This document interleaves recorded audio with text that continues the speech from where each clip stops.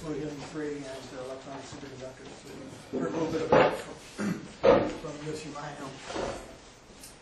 And I'll try to blend that in with work that I've done with my collaborator Matthias Eschrich and Masanori Ichioka Okiyama on vortex states and chiral superfluid. So let's see. Let me start off by a little bit of the overview on superfluid mixtures. You heard a lot from Igor on this subject, and it's become a hot topic on possible new routes to novel superfluids.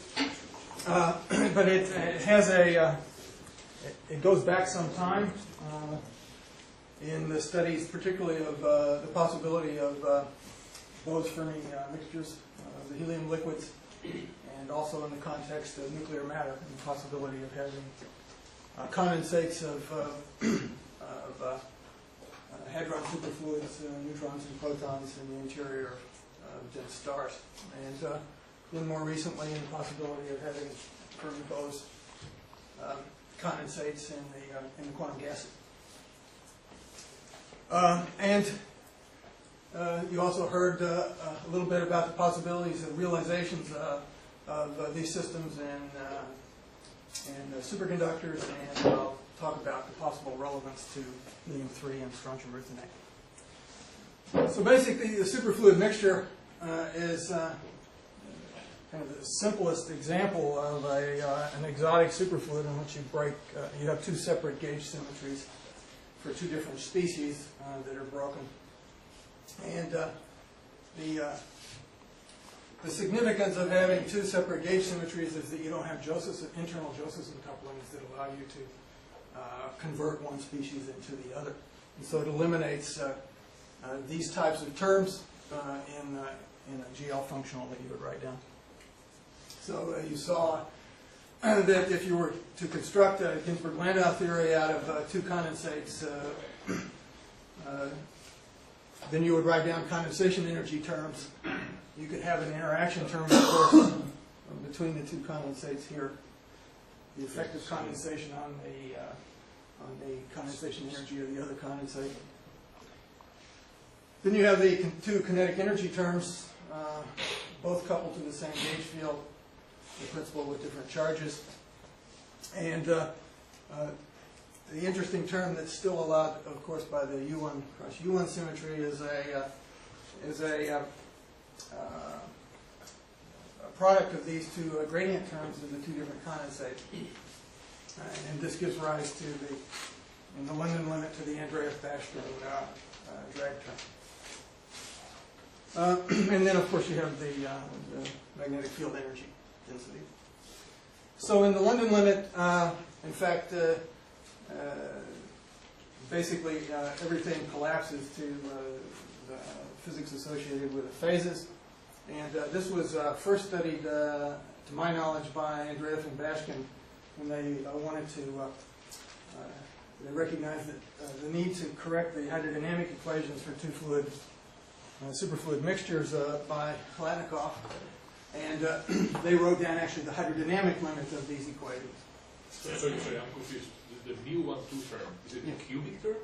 No. So why do you have so there is fourth order in amplitudes and second order in the gradient. Oh, sorry. And then, sorry. Combinations psi1, psi2. Yeah, I collapsed. There's a whole. Yeah. Actually, you can write down several different. I collapsed them all to one. Is it what is called Andreev-Bashkin? No, so as I said, historically, what Andreev and Bashkin did was they wrote down hydrodynamics equations that guaranteed you had current conservation in a Gaussian invariant system of two superfluids. This term generates the Andreev-Bashkin term when you go to the London limit. Next slide. Oh, so I should say I got into this game some time back because I was interested in nuclear matter, and it comes into the context of how two different hadron superfluids would interact with one another. And then there were early applications to the possibility of vorticity by both me and Ali and also Sasha Myrovich. What's the journal? APJ? Astrophysical Journal.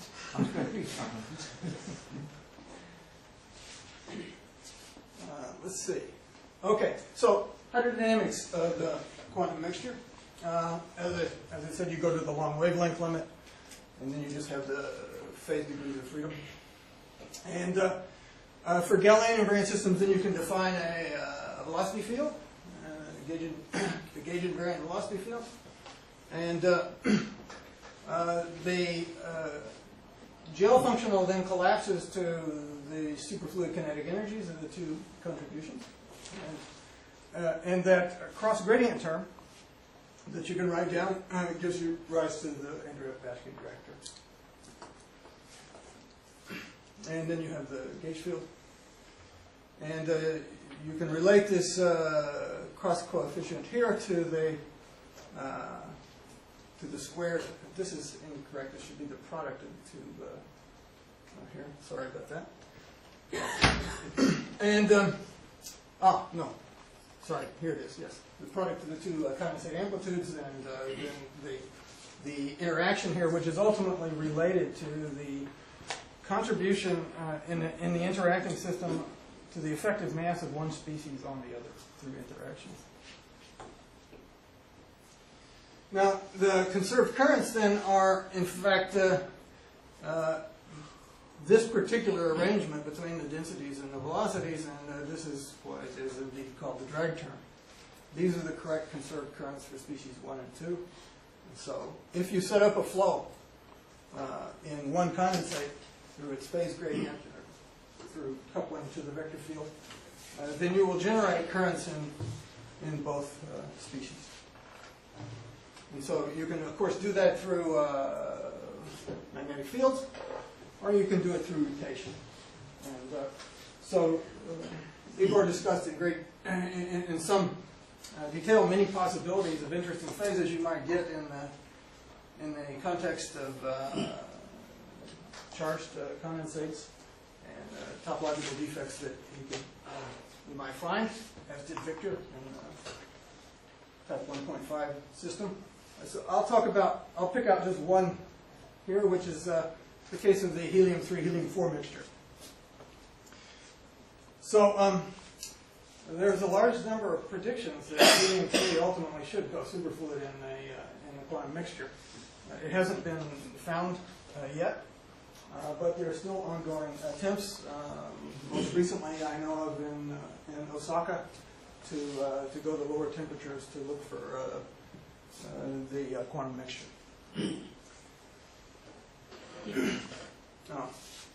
Let me skip this one here. This is just flash it through here. Igor already discussed this particular aspect of the quantum mixtures, and I'll just put it all up here and then show you the bottom line. If you look at flux quantization in a two-component system with different charge couplings to the vector potential, of course you have phase quantization, but it in general leads to a material-dependent flux quantum that depends upon the relative densities of the two condensates and also on this drag term. If you look at a two-component system with the same charge in both, then for a vortex in a single vortex or an N-vortex in both condensates, then you get integer quantization of the usual flux. Question? Yes, I don't remember. Does Andreev-Bashkin drag effect exists if one component is superfluid and another is normal? Yes. It does exist? Yes. Yes. So then you have V1 is superfluid, velocity V2 is normal velocity, or? No. Oh, sorry. Did you say one is normal fluid or one is non-charged? Yeah. No, it doesn't exist if one is. That's what. Right. No. So you have to have both those condensates superfluid. Because you need two variables to satisfy the equation for two fluxes. Correct. Yeah. So yeah, I misunderstood. At first, I thought you were. One interesting application is if you have a charge-neutral mixture, then neutral vortices will actually carry a flux due to the drag term. So the interesting ones are these objects where you have say a single quantum vortex in one condensate and none in the other, and in which case you get flux quantum that's less than hc over 2e. So I'll come back to one is neutral and the other one is no charge. I'd say it again. What happens if one of them is neutral? So you have several situations. So for example, if you have a vortex in the neutral condensate, it still carries a magnetic flux through the drag term. So the flux, it's only magnetic flux. Yes, yes. Correct. That was the case I looked at some time ago in the context of neutron stars. In fact, it's difficult to call it even quantum because you can continuously. That's true because it is not topological charge anymore, only circulation. yeah. Well, what's quantum is here. It's the phase quantization, of course. Is all. Okay, phase quantization is topological charge, not of this class. So if you take this this vortex here and the flipped side in 2 equal 1 and 1 equal to 0, when you combine them, you get precisely the energy quantization back. So that occurs in the context of the spin triplet equal spin pairing superfluids. You can arrange situations in which you can have a vortex in say, the up-up condensate, no vortex in the down-down condensate. I'll come back to that in a moment. Okay, so I wanted to highlight just one aspect of this case of two neutral superfluids. And let me just remind you, since this is part of the overview of the basic facts about rotation of a neutral superfluid. If you write down the hydrodynamic free energy, you want to write down the free energy in the rotating frame. So we have here the solid body rotation of the vessel. And I've included the normal fluid velocity here as well. So for helium-4, then the normal fluid is, of course, co-rotating with the superfluid. We can minimize this free energy with respect to the normal fluid velocity, and there's not a problem. We get 2 omega. But for the condensate, because it's the gradient of the phase, we have to have vorticity concentrated at vortex lines here, carrying a single quantum of circulation, h over m. So the way the superfluid, of course, co-rotates is that you introduce many vortices, and coarse grain average, then the areal density is, or the total number of vortices is arranged such that you get the total circulation to match that of rigid body rotation. And that gives you a connection between the number density and the areal density, the rotation speed, and the circulation quantum, which was obtained by finding an odd sign. Now, the exact precise arrangements, of course, depends on the interactions between the vortices. And that interaction is repulsive for equally signed vortices, of course, and long range. So, what about, this gives rise to, of course, a triangular vortex lattice. What about the mixture? Here we have helium-4 vortices, and if we have also superfluidity in the helium-3 component, then you can actually show that the leading order term in the hydrodynamic free energy enforces the Onsager-Feynman relation for both condensates independently. And so this means that the ratio of the number of helium-3 vortices to helium-4 vortices has to be in proportion to 3 over 2, their mass ratios. So, but the question remains then, how does the array of these helium-3 vortices organize itself around the helium-4 vortex lattice? And there's nothing at this level here, the leading order term in the hydrodynamic free energy to pin that down. That has to come, of course, from the interactions between the helium-3s and the helium-4, and it comes from the superfluid drag term. Yeah. Why do you have to enforce the fact that they move at the same angular velocity? You might move differently, can you? Well, the equilibrium state is that state which will do the best job of minimizing the kinetic energy in the co-rotating frame. So if I didn't have a constraint on the velocity field, which was that it's the gradient But of the that's how scale. we find the co-rotating frame. Is the angular velocity of the entire system, or it's a one component or the other component? No, I define it as it's the angular velocity of the vessel. Because it's the vessel that's exerting forces on the fluid through its interaction with the So we can have, you see, the vessel is not rotating, then one is rotating in one direction, the other one is rotating in this direction. So you can have everything, no, you can have a state like that, right? A state rotating, One what is component rotating? in one direction, the other one in the other direction. What is the other one? The other one's what? Helium-3 and helium-4. One rotates in one direction, the other one. That would be a high Exotic energy state, yeah. That is definitely not the lowest energy state. Oral, we have to remember that the vortex array rotates with the superfluid. In your case, with two arrays rotating with respect to each other, they That's correct. would collide with each other and relax. Well, Oh, I they see, you're interact. coming from the... Yes, I yes. see. Oral wants Yeah. two rotating superfluids, but then they would have individual arrays rotating with different angular velocities, Right, and they would collide, interact, and relax. Right. Well, they might not collide. They, Well, yeah, so okay. they can, no, helium would. Very, See, very- Vortices are classical objects. Vortices themselves are classical Yeah. objects. So these guys, I mean, I've idealized it, but of course there are end caps here, and the vortices are going to find the pinning sites, and they're going to co-rotate with the vessel as a whole.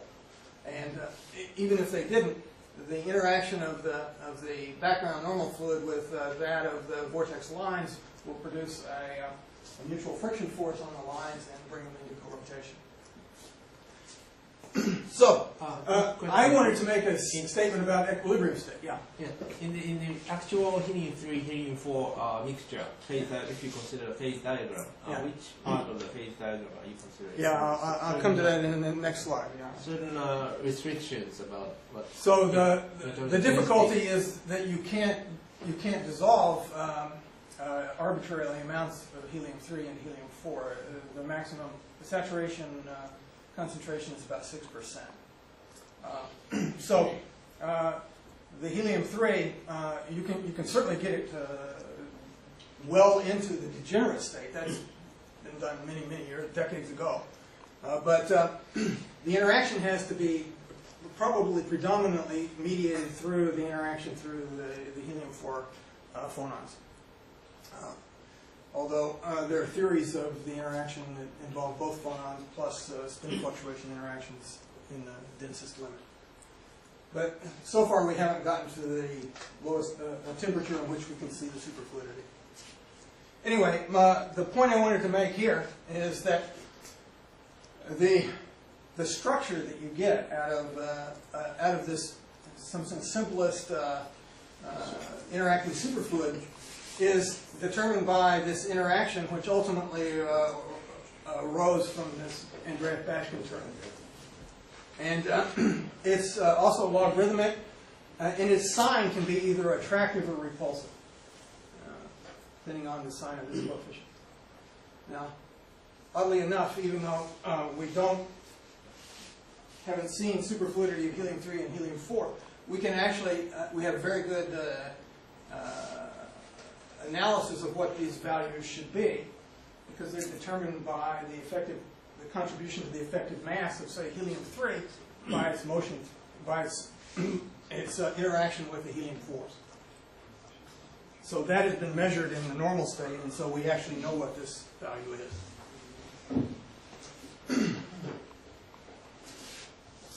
So this has never been seen? the helium-3 has not been seen to go superfluid in helium-4, although there's been Why is It's that? concerted, people haven't got to low enough temperature. Or, How low do we have to go? I don't know. So there's not a theory for how low. Then, no, there's not, well, I mean, it could be zero, but all there are a number of theories out there predicting that it should For TC. for TC. And I don't put much stock on theories of TC. That's just a Yeah, point no. of view. But they're sufficiently close that there are still ongoing attempts to see if it will undergo superfluid in the mixture. Is there a general reason for why the TC for the mixture is lower than for the two components alone? Like, is there, or is it, like, Well, apparently a TC for this mixture is lower than the TC for helium-3.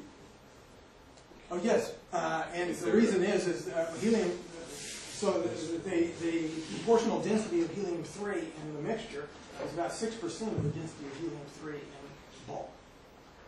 So you have much stronger interactions between helium-3s and pure helium-3 than you do in helium-3 interacting with itself. So probably the dominant interaction is the interaction mediated through the helium-4 phonon system.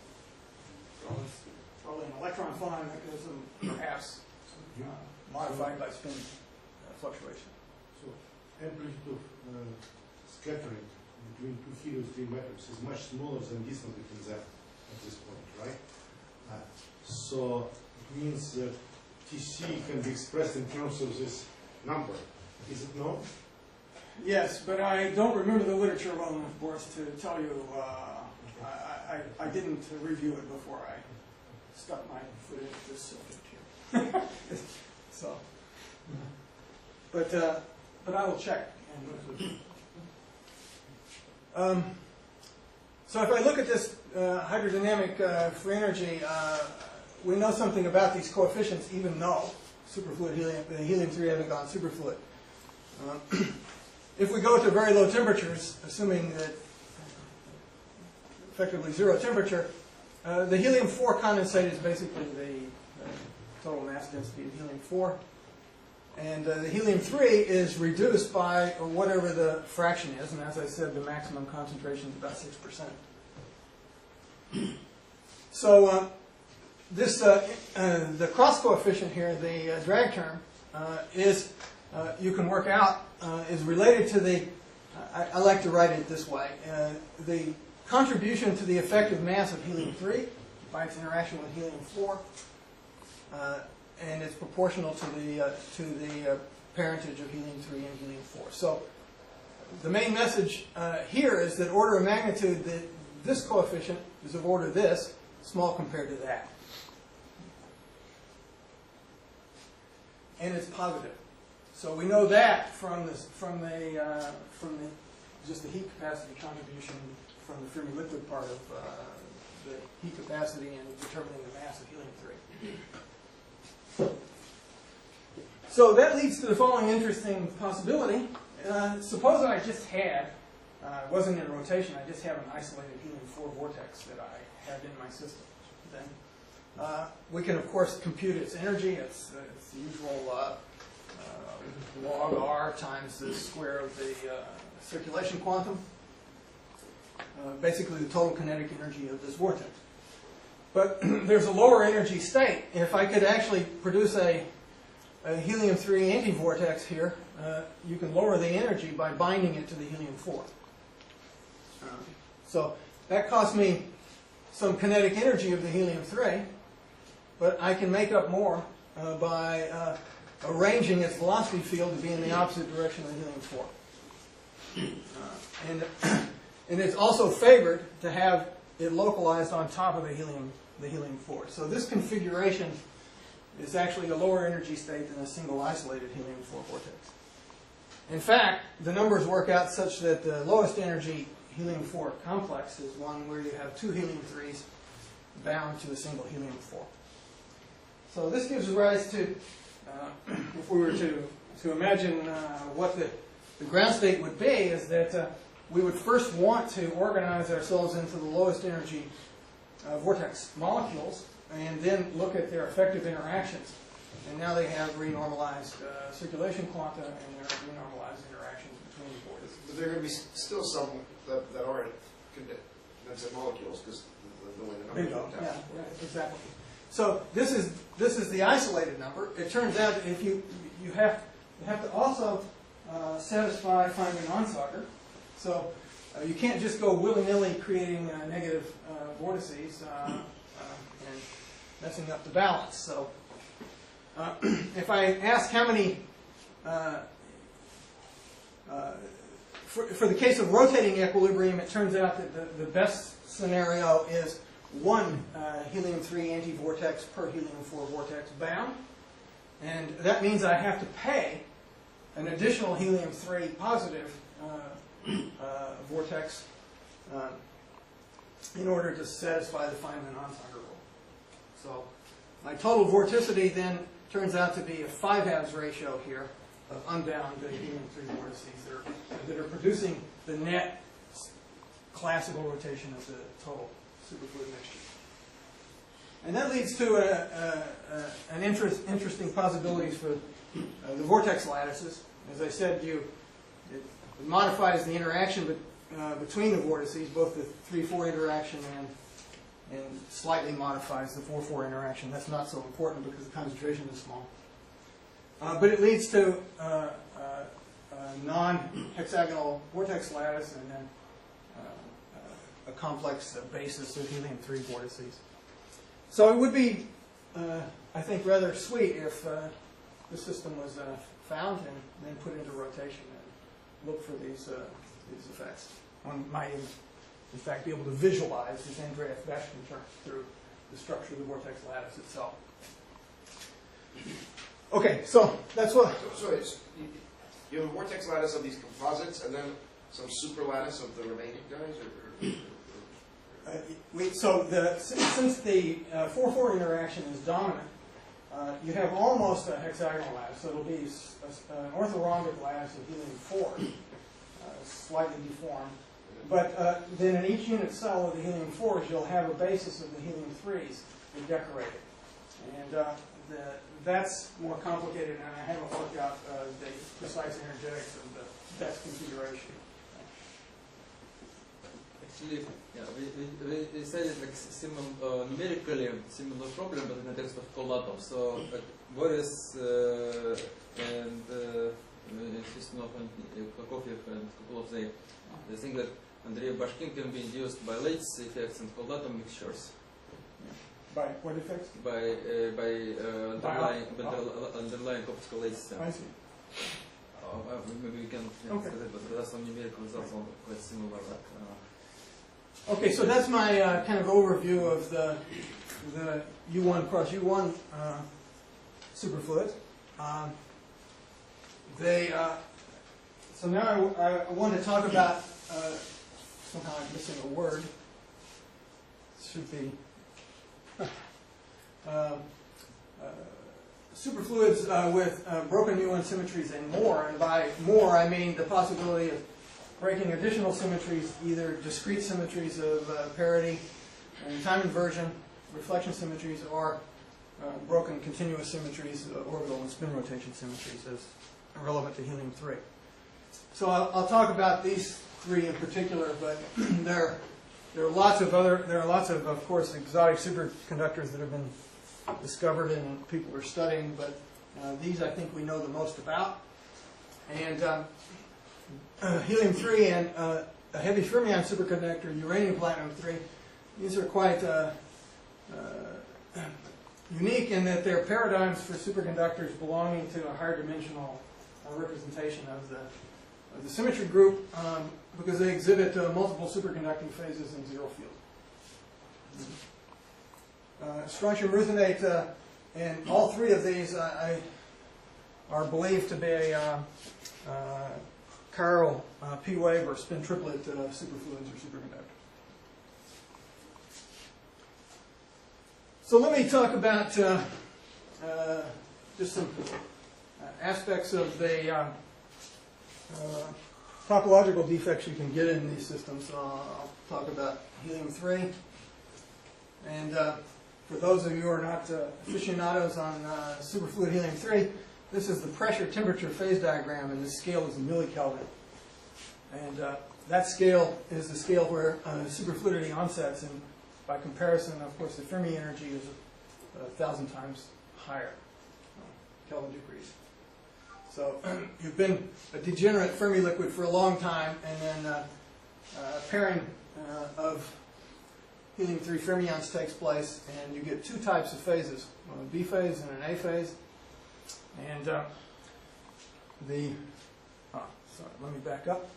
The A phase is the phase which breaks time inversion symmetry. It's the chiral spin triplet phase. The B phase is the spin triplet state which does not break time reversal symmetry, but breaks has subtle breaking of the spin and orbital rotation symmetries. It's a beautiful topic, but not for today. So you might say, well, why should we worry about this miserable little phase sitting here down at millikelvin temperatures in this small little tiny window of pressure? It's because it does have quite remarkable ground state properties.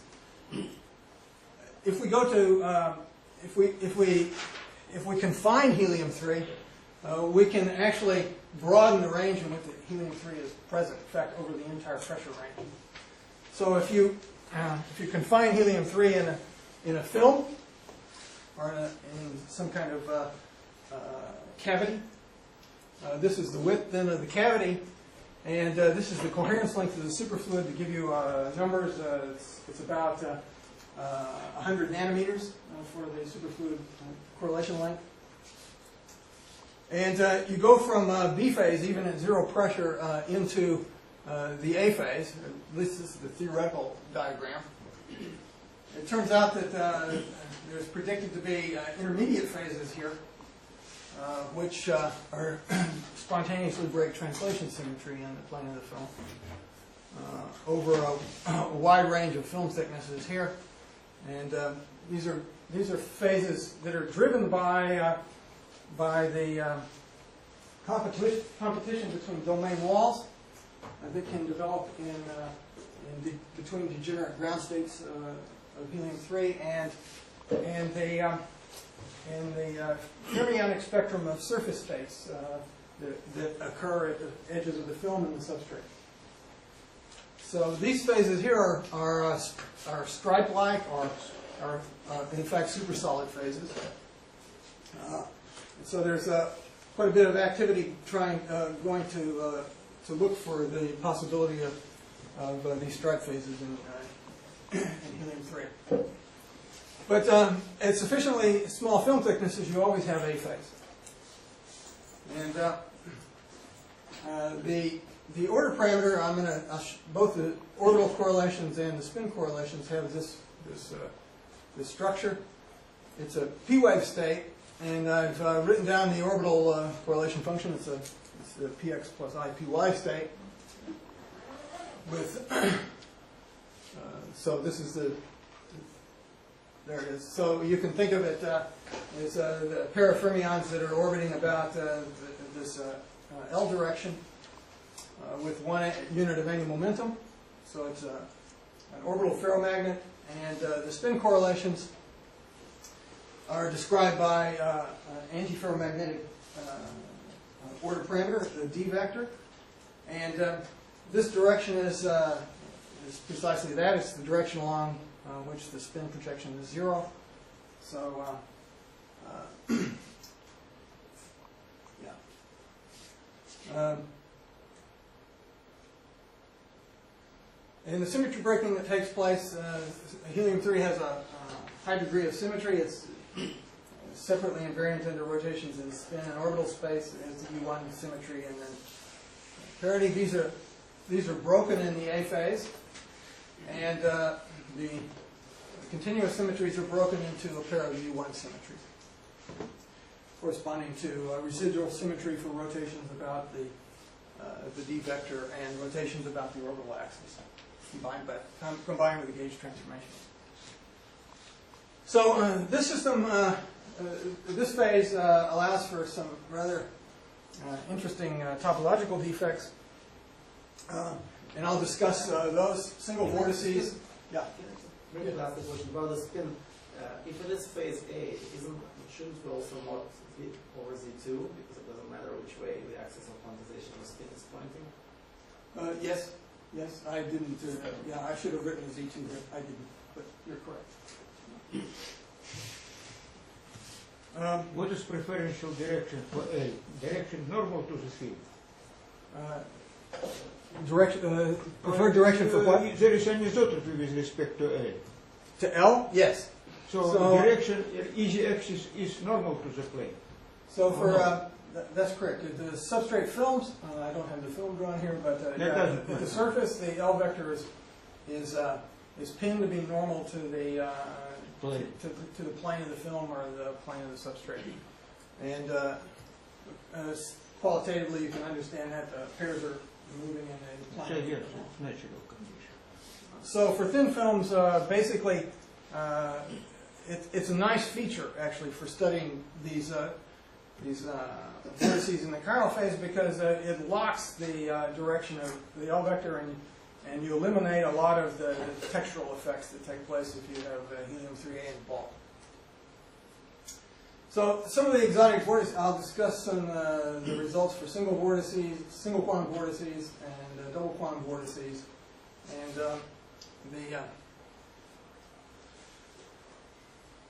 and then there are the more exotic varieties here, half quantum vortices, which involve both the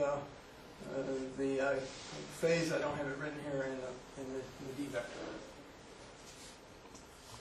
In fact, so the half quantum vortex can be thought of as a phase winding of pi, and in order to clean up the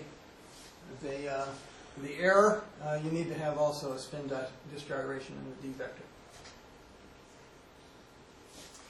So these objects have also been discussed in the context of electronic superconductors, and let me first discuss the a summary status of the half quantum vortex, particularly in the A phase of helium-3. So in films, here I've just written down several papers that have addressed the energetics of half quantum vortices. The single half quantum vortex in the bulk is energetically unfavorable because of the logarithmic contribution to the spin current kinetic energy. But you can have them in, you can have the half quantum vortex pairs, or you can confine them in finite size regions, which provides the cutoff in the spin current energy, and then you have to compare them with the stability of corresponding single quantum vortices. And that's been addressed in several papers here, starting with Solomon-Volovic, and then more recently by Kawakami and co-workers, and also by Vaccaruk. I don't know how to pronounce that, I'm sorry. Vaccaruk and Leggett. And basically, probably the most detailed analysis is this GL studies by Kawakami.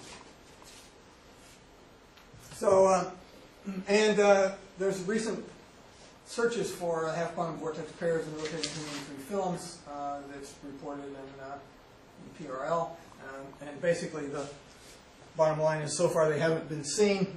There's interesting NMR signatures that should identify the half quantum vortex, and so far they haven't observed them. So I heard from Vaccaruk that I don't know if you know this argument, but that Leggett has some argument that in helium-3A there is strong Andreev-Bashkin term between two spin components. Yeah, that's what this paper is about. And so basically, I'll come to it. Yeah. So first, let me, since this is part of the overview, I'll just give you the view of what this defect looks like. It's a defect in both the global phase and in the antiferromagnetic order parameter. And so I have shown here a phase winding of pi in the global phase, and of course that would produce a cut here, so it's a half phase winding global phase, but it's the order parameter is made analytic on 2 pi phase rotation by introducing a spin disk gyration. So the d vector is in the plane, and alpha here is then the angle specifying the orientation of the d vector in the plane. So it maps the d vector back onto the reversed value of the d vector, and this object then produces a stable topological defect. And if you write out the spin components of the triplet order parameter here, and take into account, of course, the rotation of the d vector, it has a much, in my opinion, cleaner interpretation. You can see that this is the up-up component of the condensate, the down-down component. There's no internal Josephson coupling between the two for equal spin pairing. And so this fellow is nothing more than a single vortex in the up-up component and no vortex in the down-down component. So this is, going back to the earlier slide on the mixtures, this is the N1 equal 1, N2 equal 0 a vortex for a 2-component superfluid. So you would expect that if it was a charged system, that it would have a flux which would be hc over 4e if the two spin components were, the two condensate amplitudes were exactly the same. But I expect that if this thing is discovered that in an electronic system, then it won't be precisely hc over 2e. Partly because there is a field produced by the currents itself, and that produces in a spin triplet superfluid, you can then polarize the pairs. So you get an asymmetry in the amplitude of the up and down component due to the Zeeman polarization of the pairs. So these two amplitudes in modulus will differ. And then in addition, there's the Andreev-Bashkin contribution, which is the subject of this paper. This term here is the Landau. It's the interaction between two currents of opposite spin. So it's exactly this contribution, this Landau Fermi-liquid parameter here, which gives you different velocities for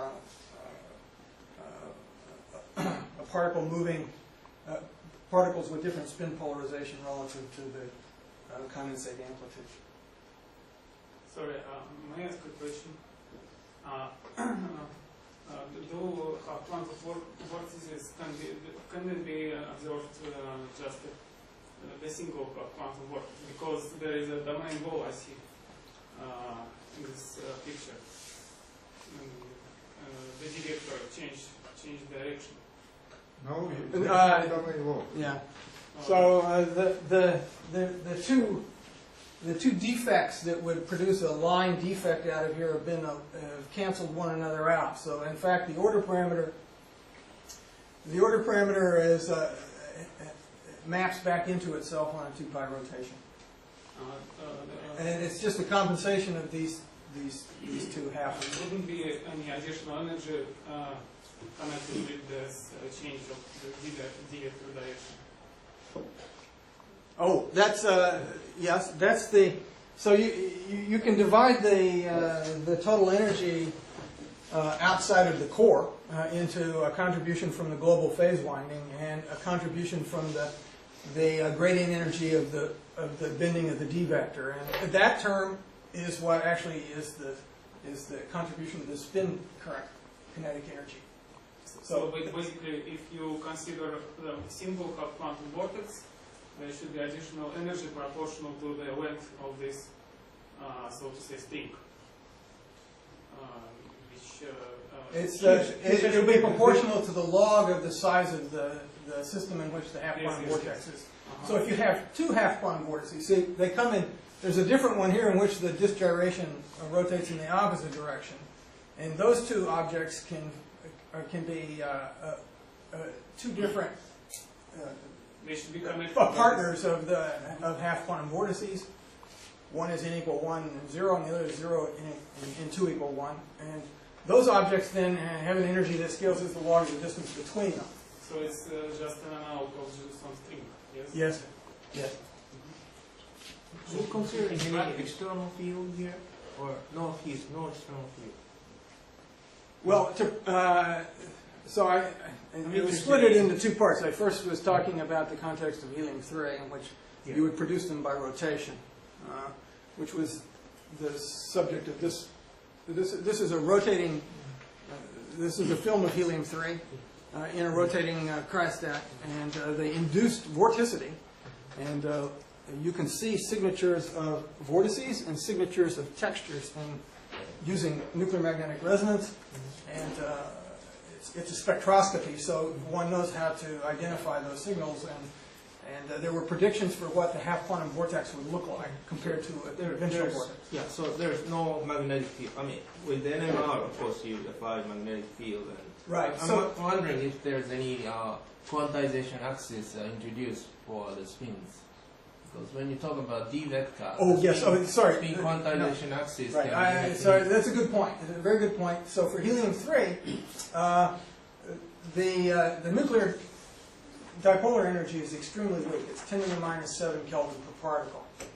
And so for very weak magnetic fields, if you apply the magnetic field perpendicular to the film, so along the L vector, along the vortex axis, then it forces the D vector into the plane for fields above 25 Gauss. And so now you have exactly the situation you would like. You have degeneracy for the D vector in the plane, and so you can have this topological defect present for very low magnetic fields aligned along the axis of the perpendicular to the film. And that's the configuration that was studied here. And not only the D vector in the plane, but the spins are... The spins are then, right, Z-axis. spin polarized in the up, along the z-axis and down one. Is there an estimate about how much can you be off from HCO before you, let's say, responsible Yeah, we don't really know this parameter for structure and earth. But if up and down were equal, the parameter wouldn't matter. That's correct. That's right. As soon as up and down are equal, then this all collapses. But let's suppose that strontium ruthenate did not have strong spin-orbit coupling, and the D vector could be oriented into the plane. I think that's a very controversial assumption, but let's suppose it's true. Then you still have the Zeeman energy present, and that Zeeman energy can produce a slight polarization of the up-up pairs. How big is that term? How big is there a scale? Yeah. Well, maybe we know F1A. Can you derive this from the bulk susceptibility? No, not F1A. F1A, that's F0. This is the contribution from the spin current interaction. We know Wilson ratio, but right. We don't know F0A. Yeah, we don't know that. But even without this, the asymmetry of up and down will produce a small asymmetry. I think it would be quite small, but I don't know of anybody who's actually put hard numbers on it. But it would be fairly fantastic to find an object like that. Anyway, okay, I digress. So I'm going to move on away from this object here. I think for strontium ruthenate and uranium platinum-3 in particular, the more likely scenario is that you do have strong spin-orbit coupling that pins the D vector to the crystal lattice, and in that case, it would preclude these particular objects, at least in the scenarios that I understand. There are two electronic superconductors for which we have very strong experimental evidence that they're spin 1 and chiral. And you heard Yoshi talk about strontium ruthenate, and what I've written down here is just the table of possible pairings that you can have based on crystal symmetry point group. They're not really orbital p waves or d waves or f waves. They're determined by the basis functions that transform according to the point group. So for strontium ruthenate, which is tetragonal, then you have this one multidimensional representation which has two basis functions, which are the two degenerate possible chiral ground states. And the interesting feature of all weak coupling theories for these systems, even with strong spin-orbit coupling or with no spin-orbit coupling, is they always predict that the ground state breaks time inversion symmetry and selects either this one or that one. For uranium platinum 3, there's very strong evidence that the D vector is pinned parallel to the C-axis of the crystal. It's a hexagonal system, and the interesting feature when you go to slightly higher symmetries, you have two possible two-dimensional representations. The P-wave representation, but also this object here, this so-called E2U representation. This is the usual chiral one that you hear about, but this one I think is what is realized in uranium platinum 3. And It's not D? it's F because of, but in terms of its broken time inversion symmetry, it's this elegant 2. So this is just a summary. I'm not going to, it's a different talk, but you heard Yoshi talk a lot about strontium ruthenate, but there's been a huge amount of work studying the properties of uranium platinum 3, and the quality of the single crystals here are remarkable. And people have studied the suppression of TC with extremely weak disorder. These are, so you see the pair breaking due to non-magnetic impurities and defects. This is the phase diagram of uranium platinum 3 showing that you have two zero field phases, an A phase and a B phase, split by a small scale here of about 50, 60 millikelvin. And then you have a higher field, you have three high field phases here as well. So the transport, here's the double heat capacity jump that was observed by Taifer and Fisher et al. Here. You see a very clean double heat capacity jump. You see the double transition here and sound attenuation. It appears over and over. I'll talk about just one case here. If you look at the spin correlations, and let me show that here. This is the phase diagram for magnetic fields along the high symmetry axis, uranium platinum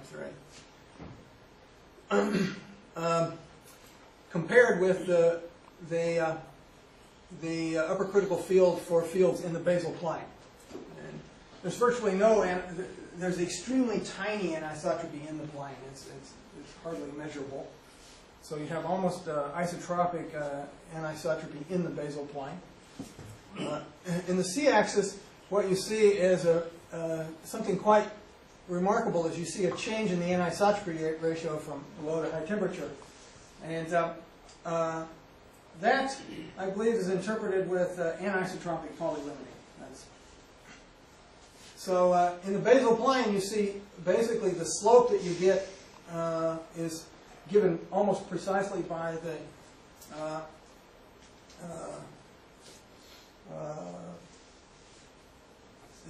WHH, well, the prediction for orbital depairing here, which relates the upper critical field at zero temperature to the slope. So it's almost perfectly predicted here, meaning no paramagnetic limiting. But if you look in fields along the C-axis, you see strong suppression of the upper critical field. And so the way in which one can understand that is that if you have the D vector locked along the high symmetry direction, it's an equal spin pairing state with the spins quantized into the plane of the film. So if you look then at fields that are perpendicular to the D vector, then all you do is shift the population of one spin population relative to the other, and you can do that without competition between the Zeeman energy and condensation energy. So this is you satisfy the Zeeman energy without depairing the condensate. And as a result, basically the Pauli limiting term completely drops out. Whereas if I rotate the magnetic field along the D vector, now the only way I can satisfy the Zeeman contribution is if I break pairs. And that produces a suppression of the orbital critical field down to the Clarkston limit. So I think this is perhaps it's a bulk measurement, and it suggests to me that spin triplet pairing exists in uranium platinum-3 with strong spin orbit coupling that locks or that forces the spins into the basal plane. As for the orbital pairing symmetry, the most recent experiments are Josephson interferometry experiments by Dale van Harlingen's group on very high single crystals of uranium platinum-3. And I'm not going to go into it, but basically it's the same experiment they used to measure the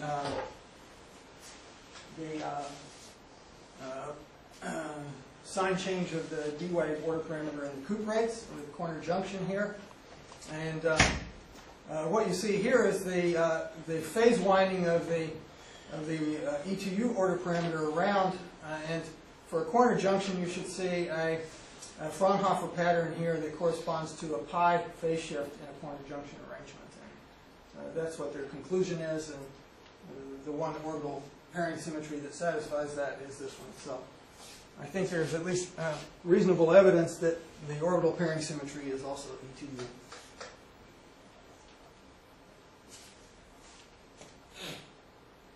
Can you explain the multiple phase with a single component D vector? Yes. So that's something that. Well, it's not a main subject of your talk, yeah. so let's go. Yeah. So that's right. There's a. If you have any weak perturbation that breaks the perfect hexagonal symmetry, then it'll split the transition temperature for the two-dimensional basis states. And so if there are two origins of that. One would be you apply uniaxial strain. The other is the fact that uranium platinum-3 has an antiferromagnetic phase that onsets above the superconducting transition, and that provides the symmetry breaking field that splits the transition for the superfluid. So you can actually apply hydrostatic pressure and collapse the antiferromagnetic phase, and what you find is that TC collapses to 0 and tracks the antiferromagnetic order parameter almost perfectly. So there's a long. If you look at my '94 review article, it has a summary of those phase diagram studies.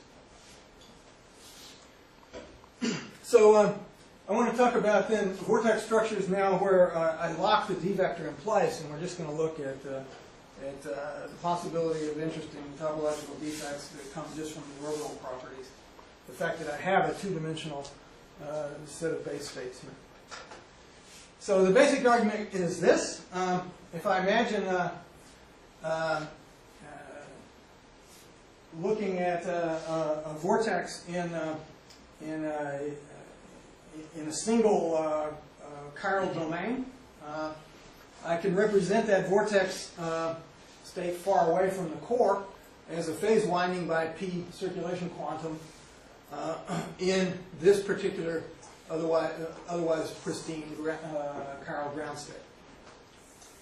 But as I move closer to the core, the currents build up, depairing takes place, and I can develop a subdominant component, which is the time reverse phase. And in general, that will have some circulation quanta as well. I'll label it here. So I'll loosely call that the vortex core order parameter, and it has m quanta of circulation. And these two are connected. I'll take the limit to where, if I'm at large distances far away from any anisotropies that might be taking place inside the core, if I look at large distances, I should see basically anisotropic flow.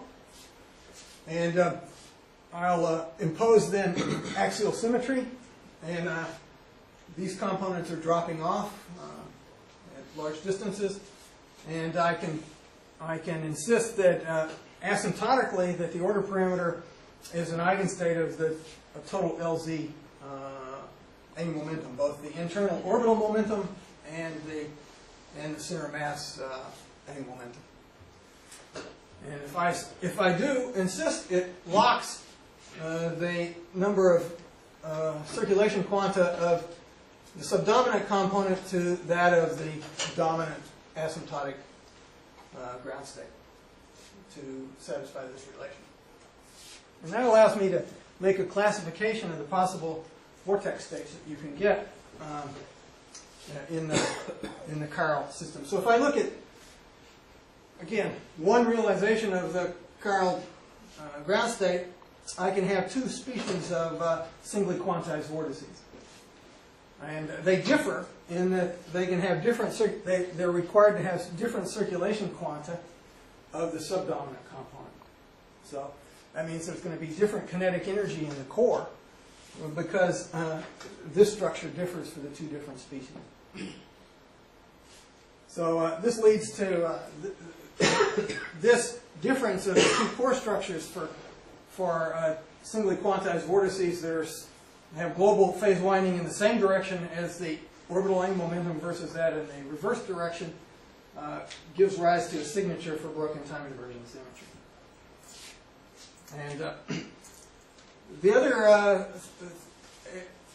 exotic is this particular two quantum vortex, actually both of them. It's one which has no circulation quanta in the core. And that leads to a very low energy core. It leads to what I'll loosely call, it's not true rigorously, a coreless two quantum vortex. And I'll say explicitly what I mean by that in a minute. And then the other object on this table is, suppose I have a defect in the Meissner state. That defect, even though I have no global circulation, that defect will produce circulation winding in a subdominant component. So, for the lack of a better word, I call this the no vortex, and it's a simple realization of the edge currents in a chiral core. Has no logarithmic energy. Pardon? This no vortex has no logarithmic energy. Right. Right. So that's what okay, I'm not going to. You can relax the axial symmetry constraint, and you get a slight generalization of this, but I don't want to discuss it right at the moment. I'm not going to discuss theoretical methods. I'd be happy to discuss how I do the calculations, but I think hopefully you'll trust me that we solve Gorkov's equations on a lattice. And the one thing I would add is that these solutions that I'll show you include self-consistent solutions of both the order parameter and the impurity self-energy described by the impurity T matrix. And so we work in a limit all the way from clean to what I would call modest disorder.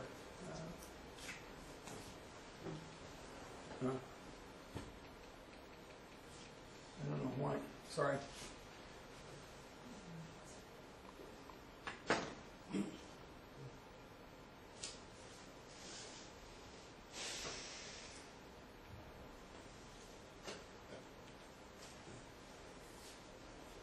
So let me first discuss the Meissner phase. Suppose I have a defect in, say, strontium ruthenate, for example.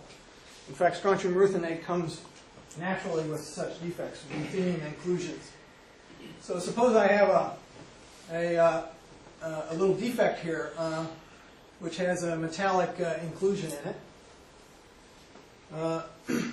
Could be on the order of a few coherence lengths in size. Then the order parameter is otherwise basically homogeneous everywhere outside of this, but I'm going to have a proximity coupling and suppression of the order parameter in the vicinity of this, this metallic inclusion. And the full solution, though, requires that I have a subdominant order parameter, the time-reversed phase, with two circulation quanta in the vicinity of this, this defect.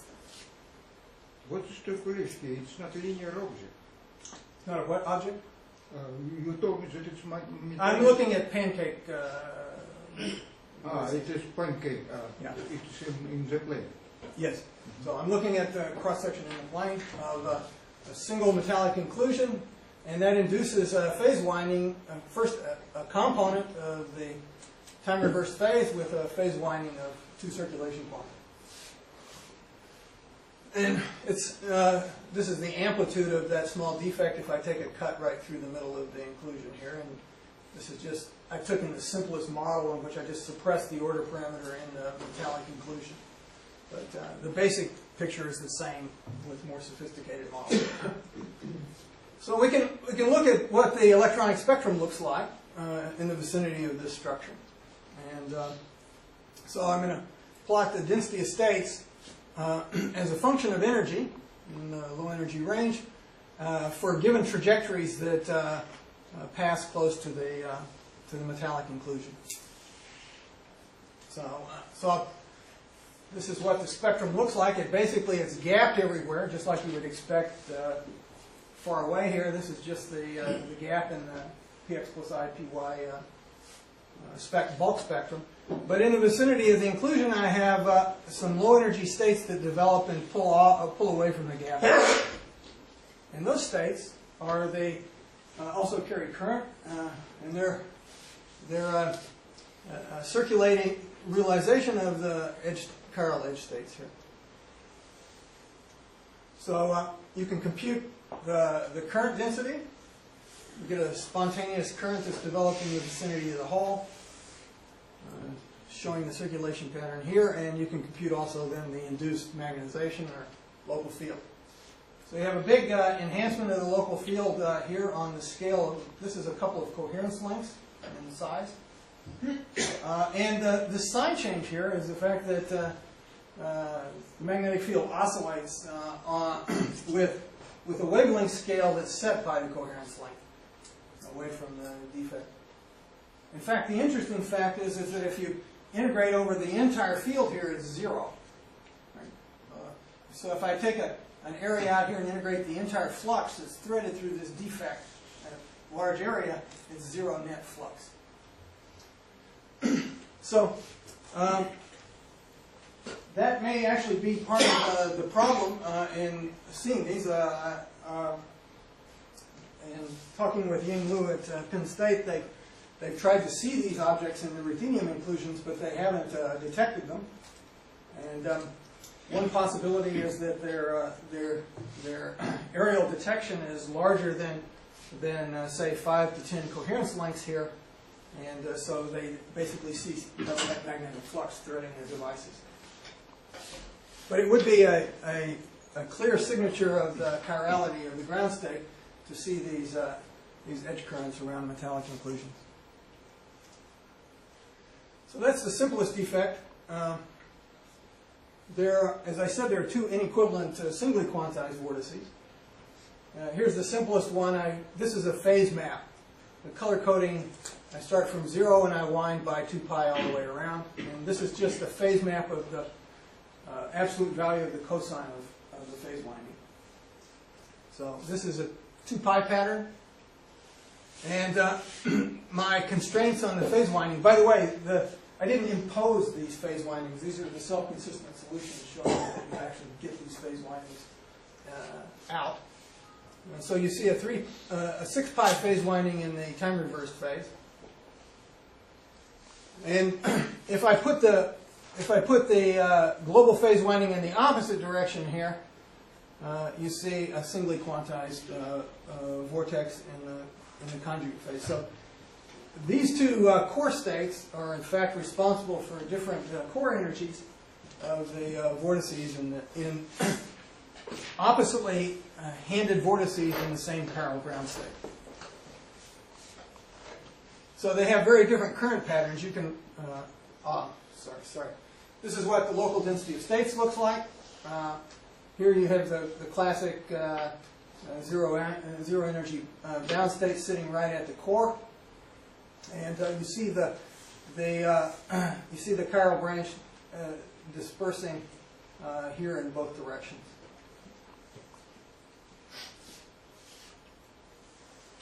This is the current distribution for the two different vortices, and you can see that this one has a much higher kinetic energy in the core. And that difference in kinetic energy translates into a different nucleation energy for vortex, for the first vortex to enter the Meissner state if you apply the magnetic field. So the signature of the chiral ground state, if you were to look for the onset of of the type 2 state, would be you would see an asymmetry in the lower critical field for magnetic fields parallel to the direction of the chiral ground state versus the opposite direction.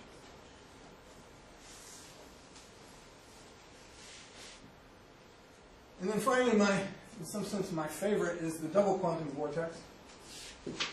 And so here's what the cosine map looks like. It's a 4 pi phase winding. Here, this is a very high energy state here with 8 pi phase winding here in the conjugate phase. If I reverse the direction here, I get a ground state, I get, again, a 4 pi phase winding. And then the time reverse phase has no phase winding at all. In fact, the amplitude here, is almost equal to the bulk condensate amplitude in the core. And so you can see that basically the phase winding here, the double quantum vortex, which suppresses the amplitude in the core, is completely compensated by the time reversed phase. And that leads to very low core energy for doubly quantized vortices. And you can just see that by looking at the spectrum. For this object here, this is all of the subgap states that are produced by pair breaking of all of these currents. And you can see in the context of this coreless two quantum vortex, there's very low density of subgap excitations that are produced. In fact, these are very interesting states. In particular, they're current carrying states on a circular domain wall separating these two phases. And that shows up rather dramatically if you look at the current structure of these things. So this is these are the core states shown here, and these single particle excitations are actually the current carrying states inside this core. You can take the full spectrum and compute. I haven't shown it here, but you can calculate the current spectral function. You can identify which states are actually producing these currents. So if I look at the time reverse phase, you see a rather dramatic structure here. You see that asymptotically I get the current flow is in the direction of the phase winding here, but in the interior region here there's actually a counter rotating current. And then a zero that happens to be right on this domain wall boundary. So where exactly is the location of this yellow current? Is this in terms of boundary? This is about, if I recall right off the top of my head, about 5 coherence lengths here, 4 coherence lengths from the center of the vortex here out to the domain wall boundary. And this current density here, as you can see, I can't blow it up, but you can see that there's a peak in the current density that's inside the domain wall here, and again, it becomes smaller in the interior of the core. But it's all flowing counter rotating here. So the location is in the away from the impurity. This is within the bulk superconductor. Yes, yes. So this is all bulk. I have no, for this case, I don't have a pinning center or any defect.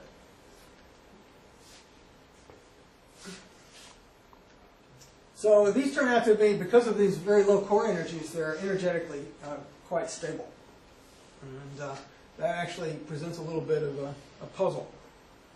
So this is just a larger map showing how large the amplitude in the core actually completely fills the suppressed order parameter in the parent state. And this is what I've shown you before. And this is the first vortex I showed you. And there were several, the first versions of this calculation that Matthias and I did, we both found the vortex localized, the 4 quanta localized at the core of the single quantum vortex, but with a very small amplitude. And I then decided to run it on a much larger lattice over a long period of time, and the vortex found a new configuration with a much lower energy. And you can visualize that here. Here you see the very small amplitude of this 4 quantum vortex here. So if I take this object out and I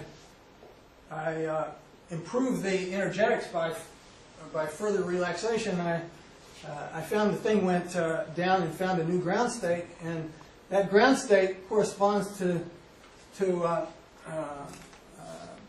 a spontaneous breaking of the axial symmetry of the vortex in the core. That 4 quanta split out to 4 little satellites that are bound to the central vortex here.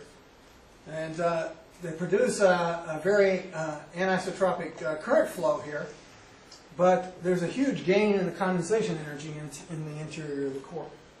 So this vortex here has a little bit slightly higher energy than this one, but it still gained a lot of the condensation energy by building in this core amplitude. So this in principle could happen in the context of the singly quantized vortices, but it turns out in the weak coupling limit that there's not enough gain in core energy compared to the increase in the kinetic energy of the anisotropy that it happens. How am I? I forgot when I started. Actually, I also forgot about that. So let me just summarize with this one slide, and then I'll maybe we can ask Vincent. Maybe we can shift your talk when people are fresher. How about? we don't let you decide. Huh? Yeah. So what would you prefer? Would you prefer to talk now, or maybe to shift it when people are less tired? So what is your preference? So we'll do as you. I'm not sure tomorrow. Huh? Because I'm still recovering. Maybe tomorrow will be worse, but I'm not sure. Okay. Tomorrow. Oh. So what will be Saturday?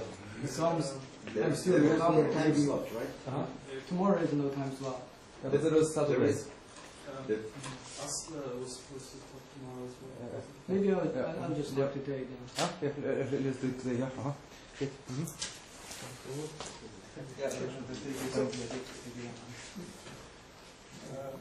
Well, I don't want to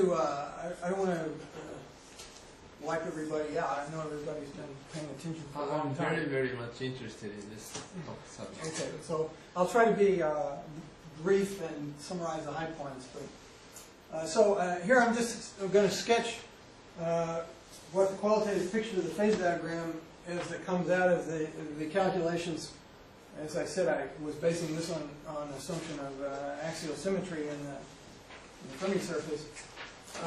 Suppose I start from the normal phase at high field, and I go from high field and I go down deep in the into the superconducting phase at a fixed temperature, reducing the field. So basically, you go through a sequence of transitions. You nucleate a vortex lattice of these doubly quantized vortices, and their current flow. This is the doubly quantized vortex, which is poreless, and it would form then a triangular lattice of two quantum vortices. Now, as you go to lower and lower field, the spacing between the vortices increases. That means the total kinetic energy in the flow is increasing as the log of the distance between the vortices. And the prefactor for a double quantum vortex of that kinetic energy disfavors it at sufficiently large distances compared to two singly quantized vortices. So the expectation is that you should have a transition then to a singly quantized lattice of vortices at an intermediate field. Yes? Sorry, question? No, sorry. There's a flux lattice transition to singly quantized vortices at low fields before you eventually collapse into the Meissner state. Now, if you do this sequence, you get a parent state whose chirality is then fixed by precisely it's the P plus I Py phase. Now you can say, suppose I continue. I do not go up to the temperature and nucleate a new ground state. I have that parent ground state, and I continue down and reverse the field direction. So then you have a different set of field lines here. First of all, the lower critical field in the reverse direction is going to be different. And that's the difference in the core energy of these singly quantized vortices compared to those singly quantized vortices. That kinetic energy term in the core I mentioned earlier. So you have an asymmetry of HC1. And then you also have an asymmetry then in the flux lattice transition as well. So in this case, your doubly quantized vortex then would be this asymmetric two quantum object, and because of the asymmetry of the current flow, it would give rise to a square vortex lattice of doubly quantized vortices with the opposite circulation. Now, those quantum number rules that I showed you were for an isolated vortex that connected the quantization number for the asymptotic order parameter with that of the core. But in a vortex lattice, then you have also the cell boundaries, and you can violate those rules by having a by basically annihilating those vortices on the vortex cell boundary, and what you get then is a transformation in which you expel those four tiny satellite vortices, and you recover then basically the time reversed version of this vortex lattice, which has lower total kinetic energy. And then from that phase, which is just the conjugate of this phase, you get then to the normal state at precisely the same upper critical field. So this transition here is completely symmetric with that transition, but all of the intermediate phase transitions are different precisely because you're starting from one particular apparent ground ground state.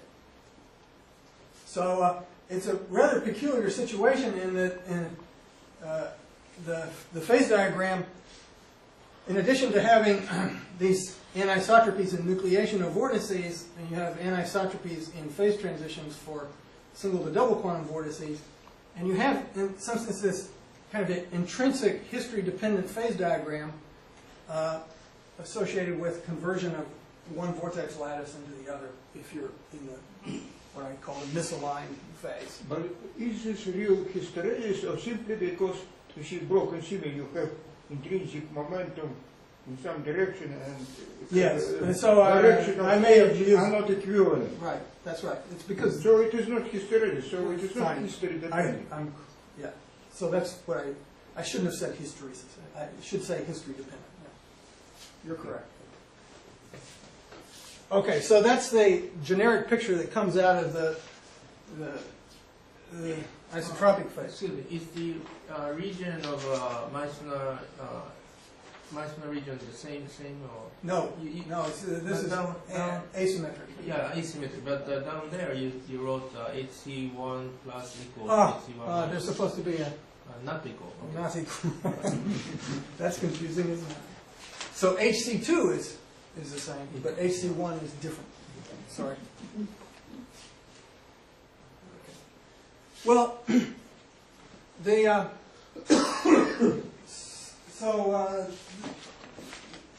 one consequence of this study is that you should have doubly quantized vortices over most of the phase diagram.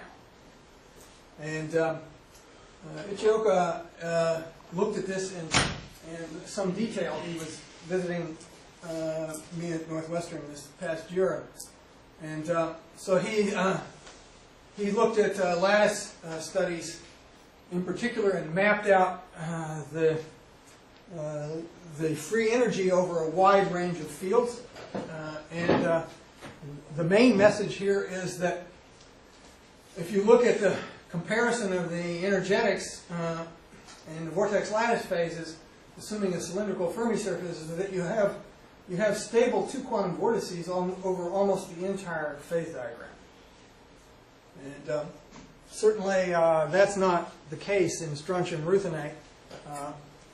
And it's also not the case in uranium platinum 3.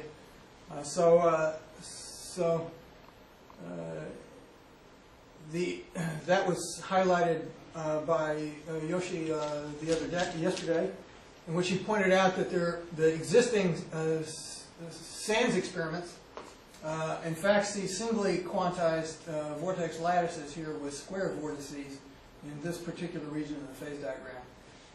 We don't know what is going on in any of this region because there's not enough contrast in the field fluctuations to detect what the vortex lattice looks like. So Ichioka did some models of the band structure to see what would be the effect of having Fermi surface anisotropy and how it would modify this picture, if at all. And so this is, he did some tight binding fits to look at lattice models of PX plus IPY pairing and several different variants of it, and I don't want to go into details because these are his calculations. But he looked at several different models. One which would be just the tight binding analog of PX plus IPY, and one which is a tight binding analog of PX plus IPY with the anisotropy rotated by 45 degrees. And they surprisingly give you quite different results. So in this case, he found basically the same thing as a very similar result to what you find with cylindrical Fermi surface. Even with this tight binding model, the two doubly quantized vortices are stable over a wide range of fields, but over a much smaller field range in this particular model for the band structure and corresponding basis function. So the bottom line So that, in fact, is, I think, the bottom line of these studies and where it stands right now is that these chiral P-wave phases should have, in principle, stable doubly quantized vortices, in addition to singly quantized vortices. But how big that region is depends upon the details of the model. So there are current experiments that have been accepted and are going to go on, going to be performed in the coming months at ILL on high-quality single crystals of uranium platinum-3. Also to look precisely at this possibility of history-dependent flux lattice phase transitions and double quantum vortices in uranium platinum-3. So hopefully interesting results will come out of that as well. So, I think I should,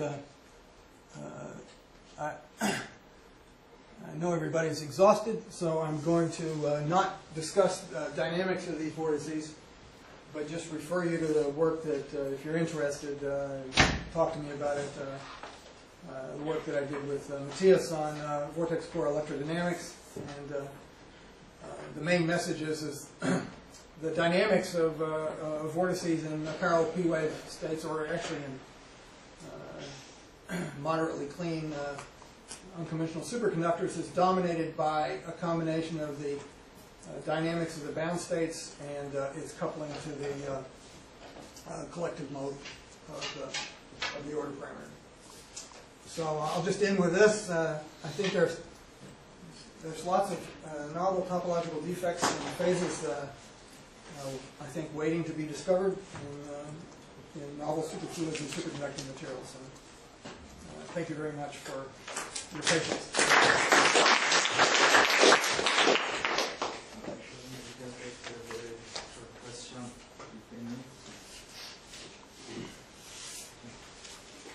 You mentioned that you took into account the disorder.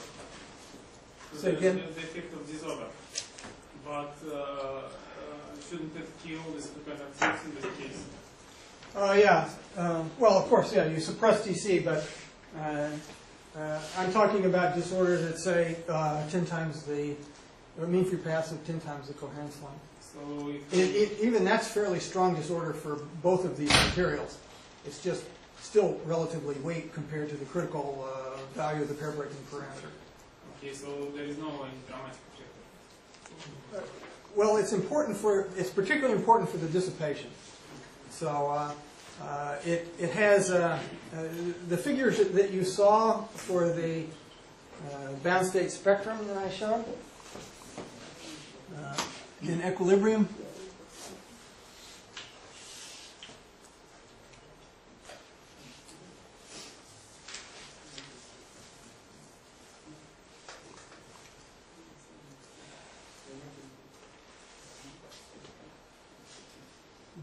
Hanging. These were all computed with disorder of mean free path of 10 coherence lengths. So modest disorder. Otherwise, you would see very sharp delta function peaks here in the spectrum. And so what happens is the disorder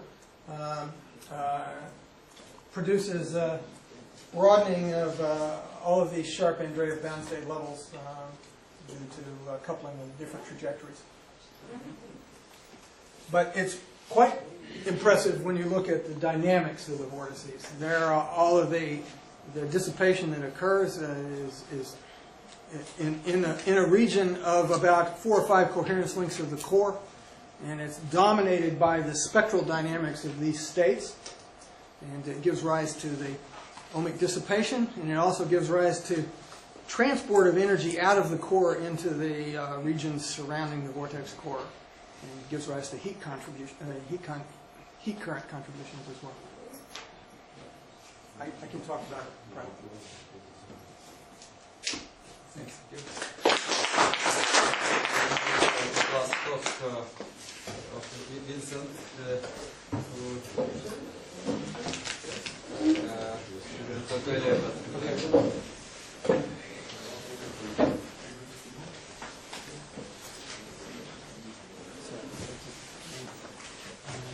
Taking that off for you. Thank you.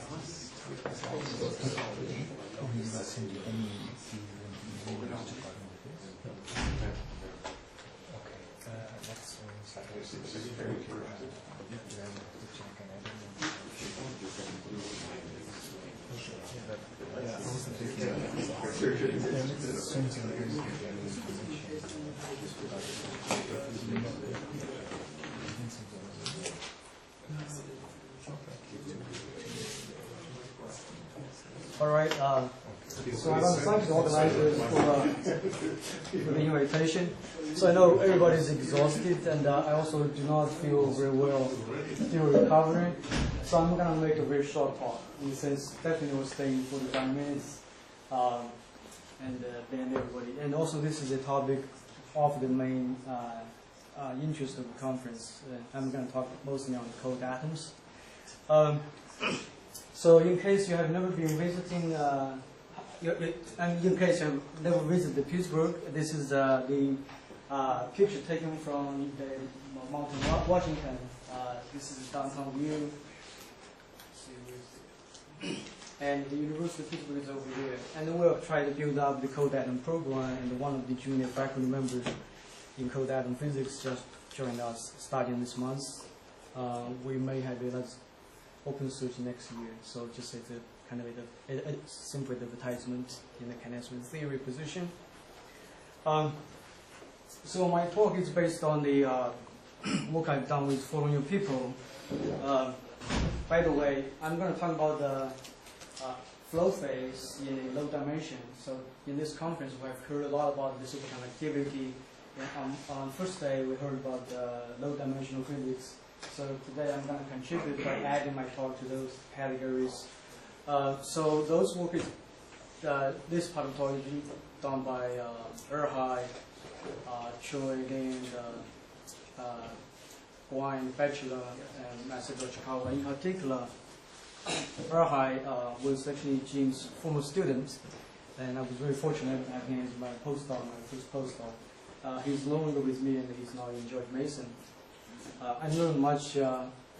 My background is not in beta science. I learned quite a bit from Shiwan Graham by working with him and with somebody else, and that's a couple of years. So I'm still learning that method. So if you have very detailed questions, I may not be able to answer on that part. So I apologize for my low voice, and I second that I woke up in Sweden. I realized I had a fever and a coughing. Sorry for that. And I'm going to start giving a brief introduction to the cold atom physics. For this subject will be spin balanced Fermi gases.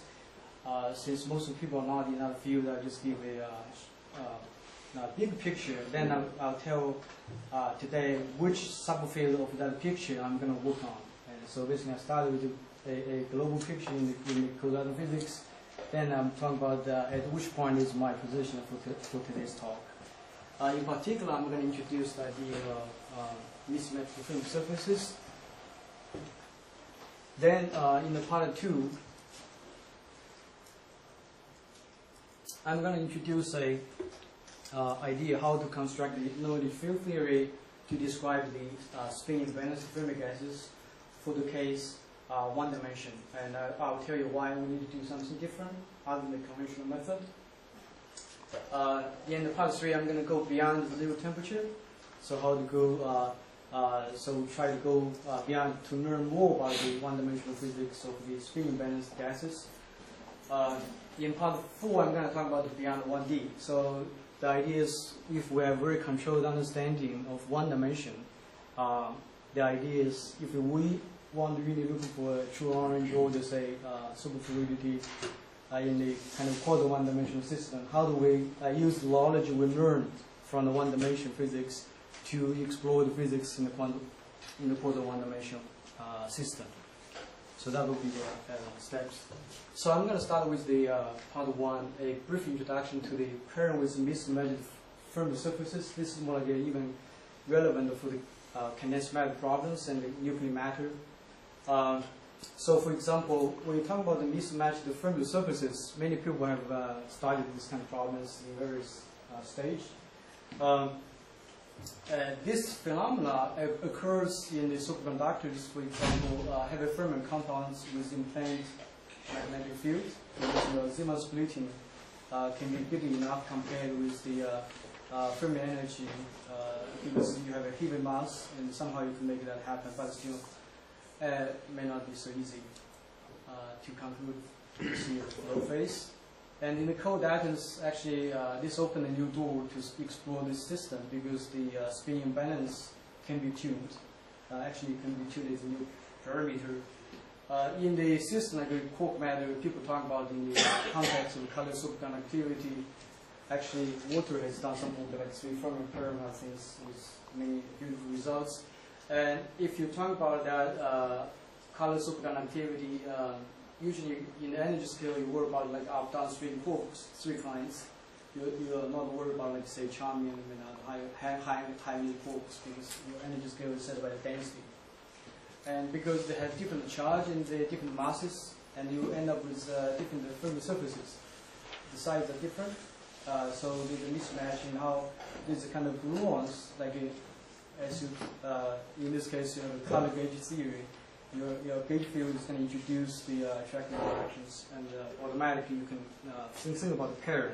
So in this talk, I'm going to try to so for the mismatch, usually that's bad for the BCS case because once you have a mismatch, you kill the BCS state because in the BCS you require like a spin up and down with 1-to-1 correspondence. If you have mismatch, you are breaking this kind of condition. So it's bad for the BCS. And in particular, that could be a problem. Today I'm going to talk about it's not a problem, but a feature that can give you a new possibility. For example, you can talk about the flow phase. This was proposed a long time ago. You can also have the so-called BP/Summer phase. This was first studied actually in Summer's paper. Actually, when I wrote out my paper with Frank, I didn't know this paper in the beginning anyway. So, but some point out this was unstable for the generic model in the sense you have contact interaction with typical situations. You have cutoff, but the cutoff is very high energy momentum. So in other cases, it's unstable. But what we found is actually if you add 2 new ingredients, namely mass imbalance plus a momentum-dependent interaction. For example, finite range. So anyway, it's not a delta function in real space. So there's if you have some structure in the momentum space, that gives you a new length scale or new momentum scale, and that will give you a new possibility, which gives rise to a stable bridge-to-pair phase. And that would be. I'm not talking about that today. I'm going to most focus on the FFO phase, and just give you a global picture about the imbalanced Fermi gas. This is the phase diagram due to Dengson and Stefanov. And recently, I mean, after this, actually, there was a strong constraint. So there's a related a closely related phase diagram by using the constraint from equation state due to Oro and Michael, who was my friend in the first paper. I mean, the second paper. So let me just come back to this Stefanov's paper, and they are using the broken symmetries field theory method to construct the most general form of the field theory. So the form is really governed by the broken symmetry. This is more like a universal proposal.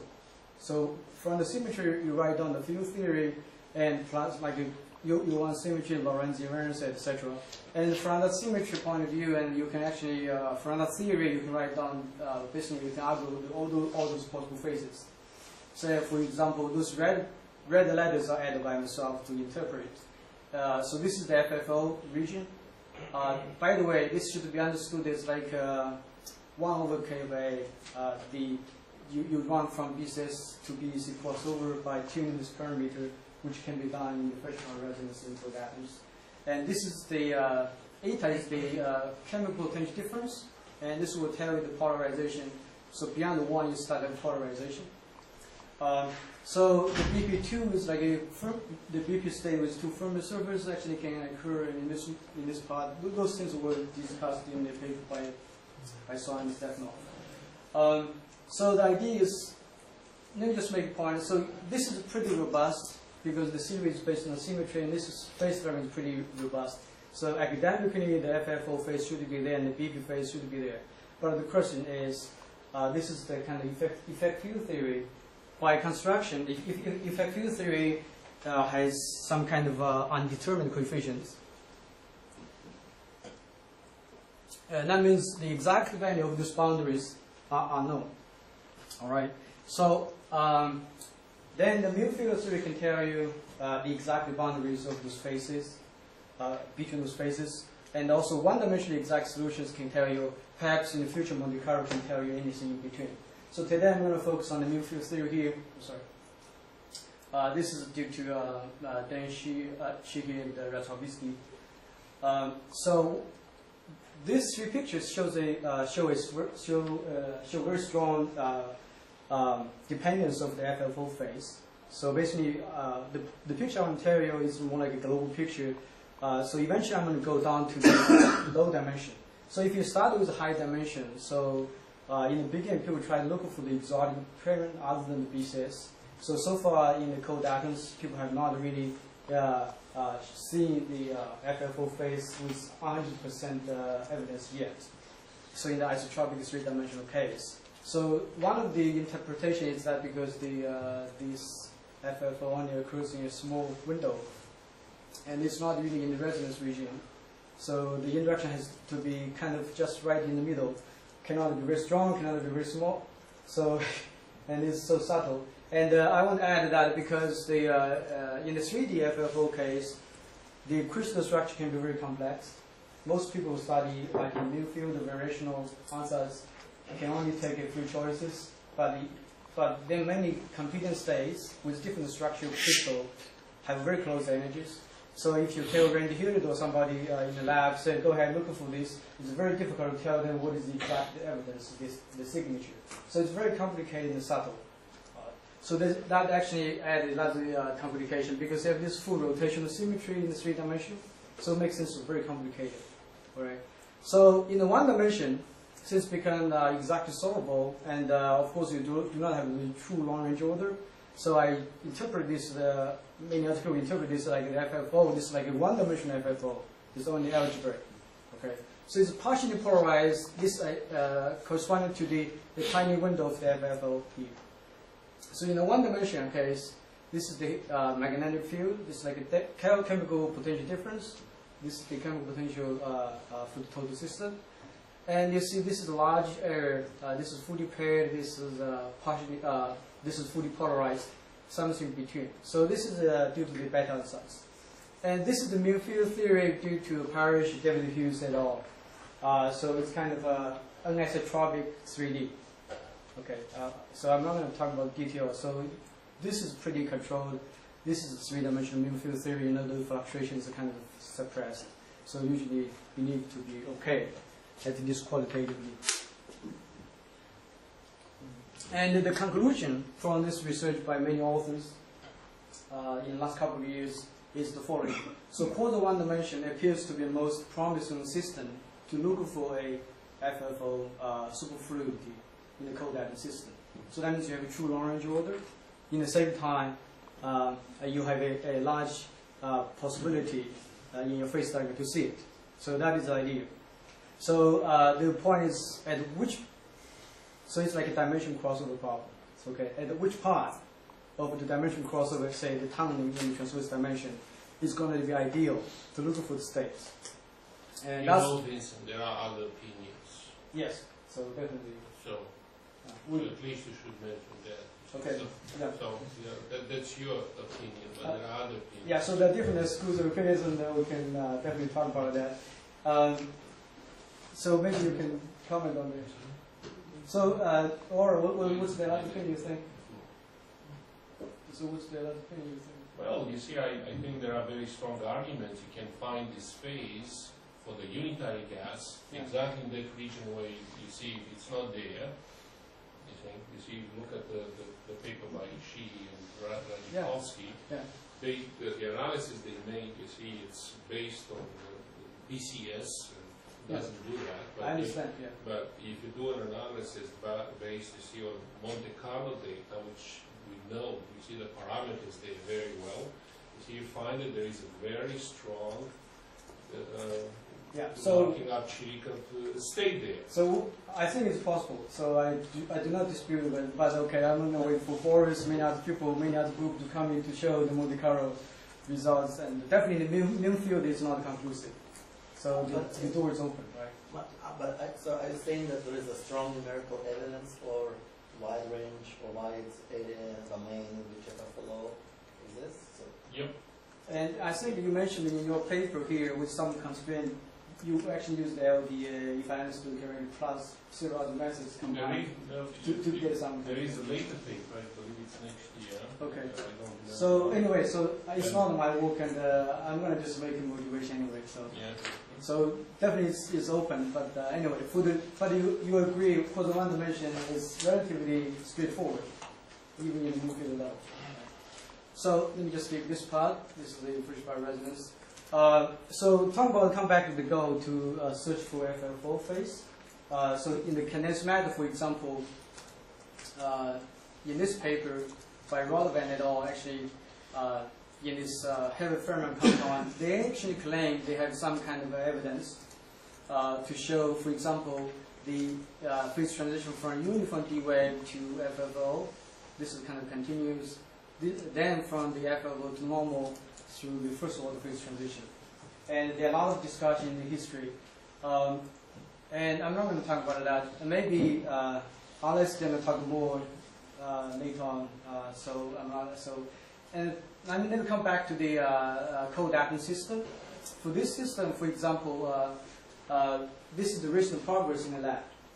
This is pretty new. So you're in the Helios lab in Rice University. And right now they already map out the, so basically they can prove that the system agrees with the beta-size phase diagram for the current stage. And then the next stage is we need to show the evidence of the FFO. So this is the, by the way, this work was cited in the Science magazine. It's one of the breakthrough of the year. And this is part of the DARPA project and actually many people involved. So what is the system? You're going to hear this lab. And this is like a cartoon picture. So it's a two-dimensional array of one-dimensional imbalanced fermic gases. So each one I call a tube. So this is a 2D array of tubes. So each tube is kind of one-dimensional spin-imbalanced gases. By spin-imbalance, I mean the spin population between up and downs are not equal. And so I will first explore the small tunnel limit, in particular, take the transverse tunnel to be zero. So my goal is actually first understanding the thermodynamics, and also then later on understand the dimensional crossover. So let me start with the single tube task. And I'll tell you what has been known and why we should go beyond. So this is the single tube, and the beauty with the co-adapting is that if you wish, you can realize a clean system without disorder. Of course, you can add disorder if you wish as well.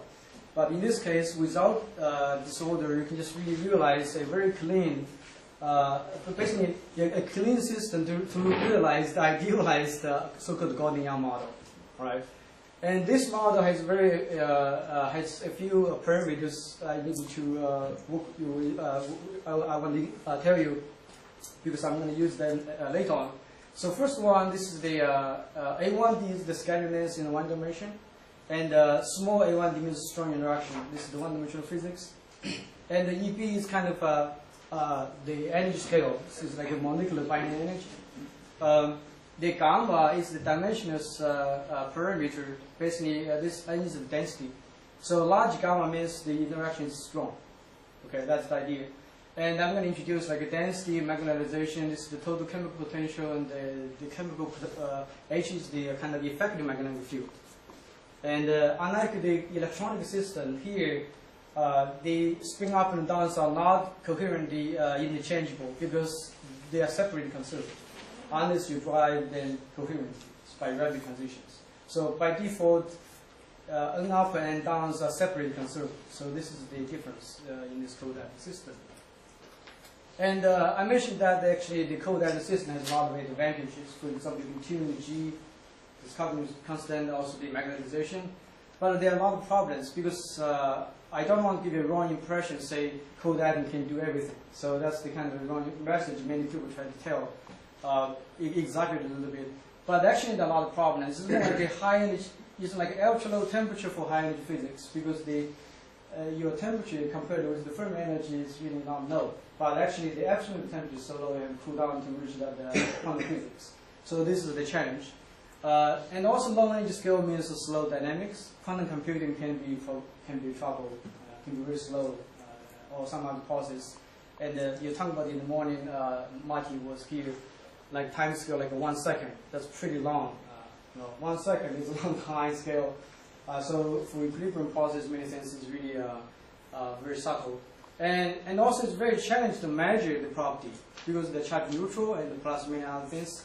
And recently there's some progress, like a spectroscopy single-sided resolution happened very recently after 1 year or 2. And actually, T.U. Dimaki gave a KIDP direct blackboard talk, and he talked a lot about the probes. And it's reported online. You can go over there and look at what he mentioned, many possible new directions, new buffers. So this is the phase diagram I mentioned in the very in part 1. So this is already known for the zero temperature equation state. So from beta ansatz, this is already known. So the question is this phase diagram reliable? And yes, many authors contribute to this by different methods. They all confirm this phase diagram is correct. All right. So basically, phase diagram for Gordon-Yang is really established for this kind of system. This really matches the system Randy Hewitt is working on because he just had this new Nature paper and really mapped out this phase diagram. So that calibrated the system in his lab.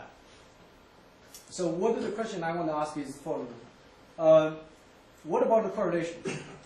This is the phase diagram is due to beta ansatz and something. What about the finite temperature? The last phase diagram gave you zero temperature. What about the array of lattice? Basically couple the tubes. You go from 1D to high D.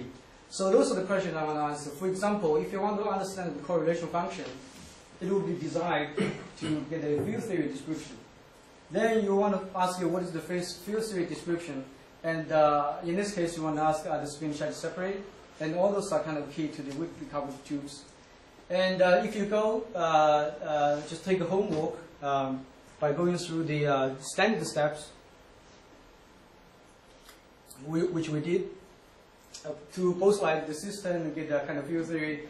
Then you realize by the end of the day you run into a trouble in a sense. The spin charge are kind of mixed. This is the charge field, the spin field. And delta Kf is the Fermi moment difference. And delta Vf are also different. I mean, the delta Vf is also different between the Fermi velocities because the Fermi surfaces are different.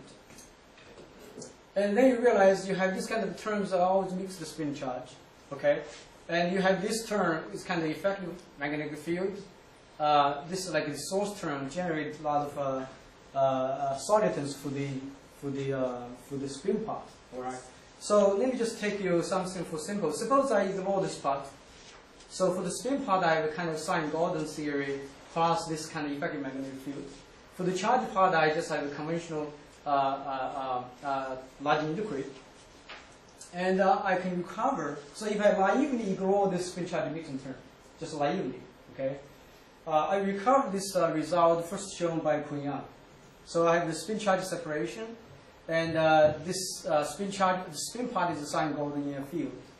And then this phase diagram is known by mapping this model to the commensurate incommensurate model.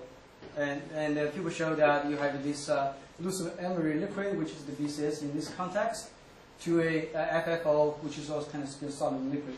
Notice that it's only one quantum critical point, in the sense H, just HC1. But I'm going to show you later on our progress. That is, we have a new phase diagram, means we have two critical points. And in particular, I want to say this is incorrect because from the last beta ansatz results, let me just show you this phase diagram. If I cut a line here, I should have a 2. This is H. I should see H1, HC1, HC2. So that picture is not correct. At least if I just compare with the beta ansatz. So that means I go back to this naive assumption, and I cannot even just ignore this term. And if I do some RG analysis, I also know I cannot just ignore that. So both naively or kind of field theory orientedly, you cannot just take that away and do whatever you want. So what you can do? So what we found is a kind of a new field theory. It's actually spin charge mixed, but it's still two components. But these two components kind of are different in a sense. Each is a mixture of spin and charge, and it's pretty complicated in a sense, not as the conventional ones. All right. So I'm going to show you the detail of just outline the steps in the next slide. And basically, you have the U. Those are the velocities, U1, U2. Those are the two different modes.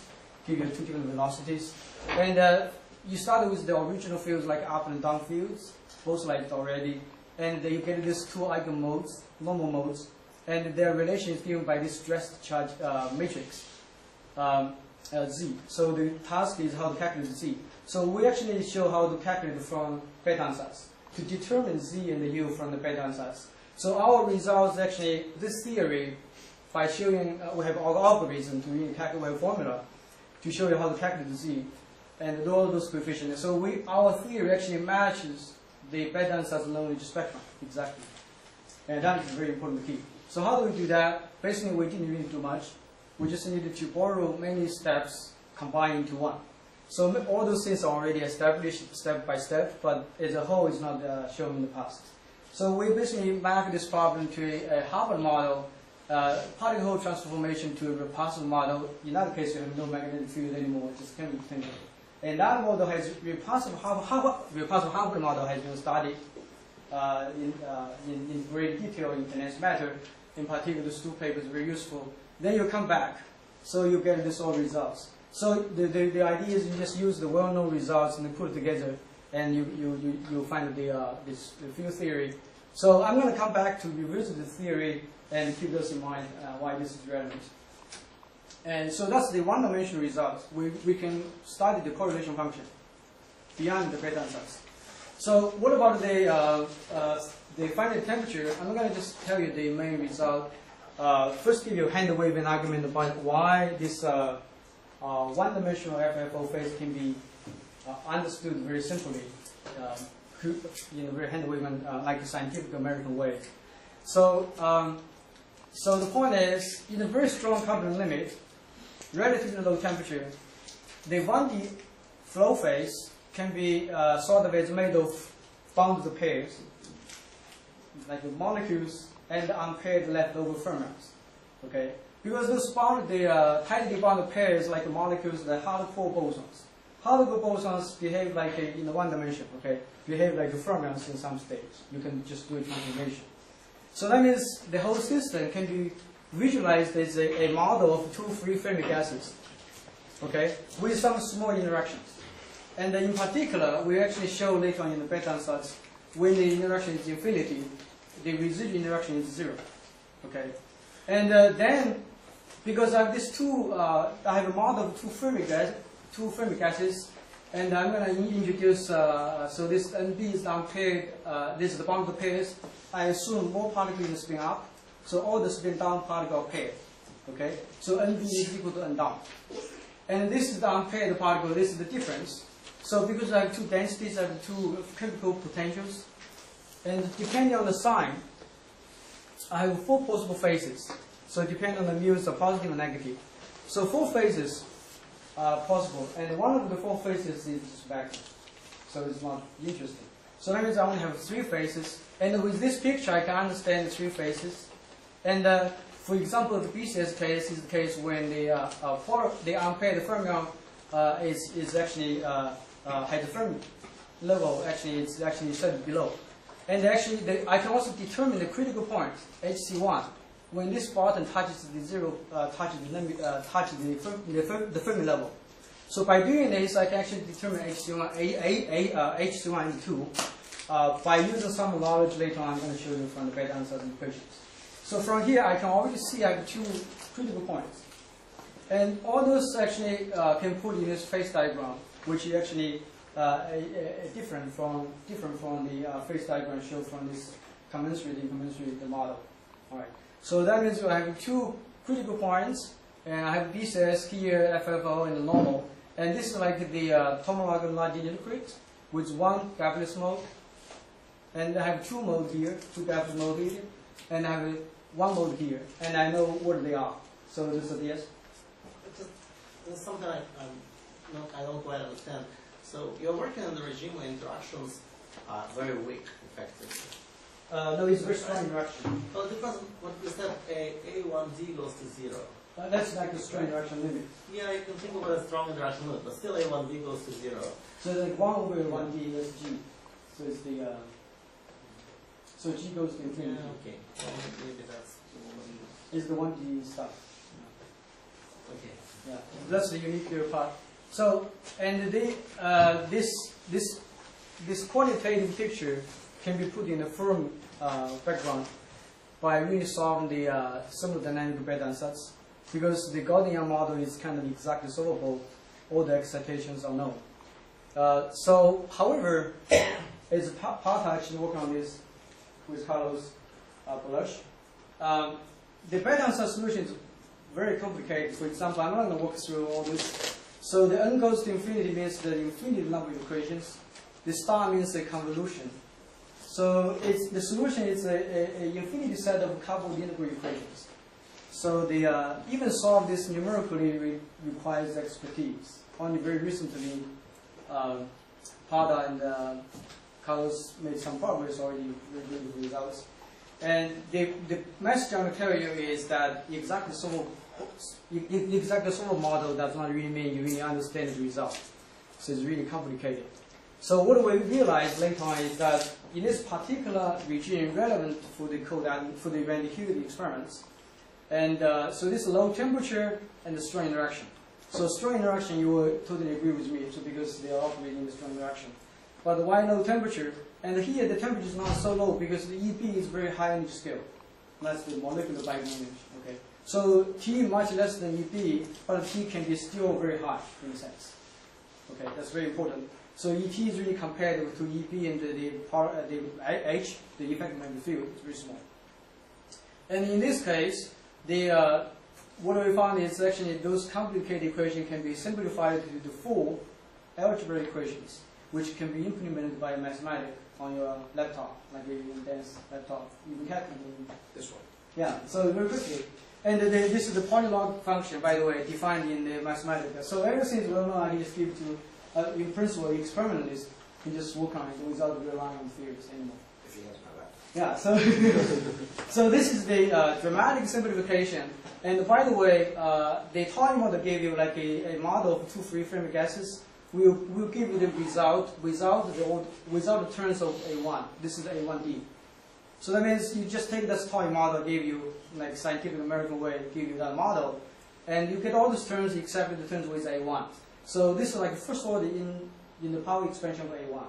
And very recently, Jason Ho and his collaborator worked on this and had extended to the higher orders and focus on the universal critical phenomena in the paper. So that's the recent progress by then. And we also compared our results with numerical calculations. The solid line is this is the pressure. The solid line is the simplified TPA from our 4 equations. This is the numerical. And this 0.5 in this energy scale is pretty high. So that means in a very low temperature, in large window of temperature, the agreement is pretty good. But the good point is we have very simple algebra equations. It's very easy to do. And we also compare the field theory, but the agreement only works well in the low temperature. This is our own field theory. But we know the field theory only works in the low temperature. So it's not the simplified TPA problem, it's the field theory problem. Okay, that's the message. So we double double compare our simplified TPA equations, and we feel very comfortable. And I'm going to skip this part. So with the beta ansatz, basically with the simplified TPA equation, basically these 4 algebra equations, you can actually provide some kind of thermometry. You can just provide some, so for example, by looking at the interface of the, because in the trap, you have phase separations. At the edge, you have other tails. By looking on those places, you can find out the signature, and those places are very sensitive to the temperature. Okay, and those places can give you a thermometry. So we have a analytical formula to give you a way to estimate the temperature. And we use, with the estimate formula, then you can plug in those 4 equations, you can get you can improve the accuracy order by order. So that is the idea. So let me just skip this part. Can I still ask a question? Actually, going back to my question. So I was trying to have a qualitative picture of how such a phase would look like. So it looks like that if you have equal number of spin-up and spin-down fermions, they would form this kind of molecules. Yes. And the size of the molecule would be small, because it's Yes. A1D is the size of the molecule. And now, but you have excessive, let's say, spin-up fermions. Yes. And so then you have a mixture of these molecules and spin-up fermions. And it's a very dilute mixture. Yes. So can you simply study this as a mixture of molecules and unpaired atoms, and you can work out what the interaction between them are? We can do that. So that's say like in my numbers. toy model in the beginning. I have it's a model of 2 components, like 2 free form gases. That already give you the 4 equations to the leading order, zeroth order. Yeah, okay, so that was the And then our real simplification give you the first one. Of course, our method can go even the higher order, like with Jason Hole and his collaborator people. So that means if you want to get the residual interactions, you need to go back to the beta ansatz equations. But if you just care the zeroth order, your picture is absolutely correct.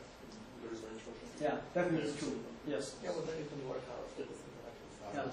So now if you go to the like an array of tubes, and in this case, I'm going to use the field theory I proposed in the beginning to study this one-dimensional, by go beyond one-dimensional system. So having the knowledge about the one dimension, and our field theory is based on the beta ansatz, and also checked with conformal field theory. So it's really pretty reliable in a low energy. So the beauty is that we have Lagrangian. So once you have Lagrangian, you can do many other things. So I treat the interaction, the tunneling transversely as a perturbation. So once you have Lagrangian, you can do field theory, many other things. So I'm at home. So in another case, you can do a lot of things. For example, you can do the RG analysis to analyze what's the fate of the partially polarized phase in the one-dimensional beta ansatz phase diagram, right? So is that the whole region becoming a superfluid or something else? So by doing that, for example, you can calculate those scaling dimensions, comparing which one goes faster, which one is the leading relevant operator. That's the kind of RG language. So by doing that, we actually construct the phase diagram. So of course, all those actually rely on the algorithm, the equations to calculate the coefficient like Z matrices from the beta ansatz. So that's the idea. So from here, you see the partially polarized window in the one-dimensional phase diagram is splitting into 2 parts: firm liquid or flow phase.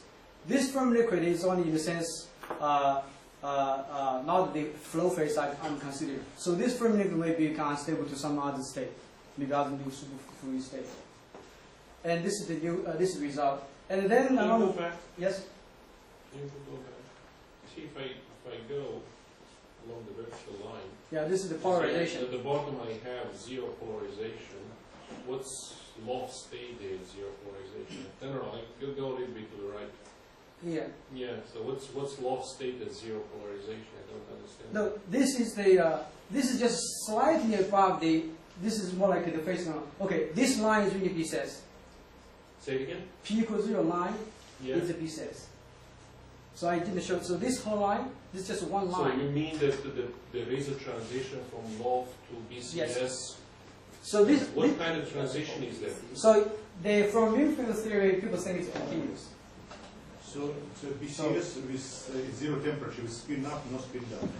Oh no, BCS with spin up and down equal. Oh, it's equal. Yeah. So the mean field theory study tells you mean field theory doesn't depend on dimension anyway. So it tells you kind of continuous. So that what is kind of transition is that? from flow to PCS. What kind of transition is it? First order, It's second a order? continuous. So that's what the people believe. It's not our study. So for the you field said theory. that you can solve this, it seems, by No. the answer. So for this one- you can tell me what it is. So for this one, we actually focus on the FFO phase. We didn't really study the in principle we should. Yeah, I mean in principle we can analyze. And that transition occurs exactly at 0, not earlier? No, so this occurs at, this is zero temperature phase diagram, okay? No, so let's go see at gamma equal 5, you see, so go No, all the way. so there's only when P equals 0. So as long as you have finite P, and as the polarization is finite, you're no longer in the B sets. This is the statement. Say it again? So any finite P means you are in the FFO phase. Finite imbalance. Finite imbalance, finite It's zero polarization. temperature. Zero temperature, And and then when the artificially gamma is construct- building up. If you artificially construct BCS, superfluid density will be negative and it will be unstable, right? So there will be phase separation. So this is more like a chemical thing. Okay. So that would be a. So the point is, okay. In this study is for any finite polarization with a sufficient strong coupling, like when gamma is big, with the strong, the coupling is strong, and the phase is always FFO. Why don't you consider just phase separation, Oh. unpolarized? Definitely, yes. Of them and So the phase normal separation metal. definitely. Okay, if it's the first order, you can have phase separations. But it's continuous, so you But can it's be continuous. first- then it's not first order, So- what it is. So what new field theory says is continuous. So, but we didn't really, we have not explored that part. So from FFO to the. So by the way, so from our field theory, it's more like a one dimension. It's not really true long-range order. So let's assume you have So one that's a extra lot of very, particle. very subtle things. Yeah. Vincent, Yes. let's assume you have one extra particle or two extra particles. You have loft then? I don't understand this. I'm sorry. You said that for finite polarization you'll have always loft or flow, as you like. In principle, if you calculate the correlation, let me finish. So let's see that finite polarization is two extra particles in a relatively big sample. So you mean there will be a loft phase then?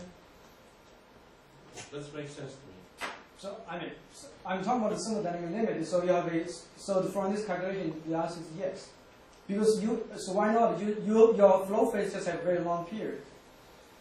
I mean, that's one possibility. I mean, what's wrong with that picture? So very small imbalance means So very long period. Lifshitz type transition, which Boris was discussing. I mean that I think that it's a semantic issue. So you start with a global phase separation. You have small imbalance. It is unstable. So you separate first in first stage.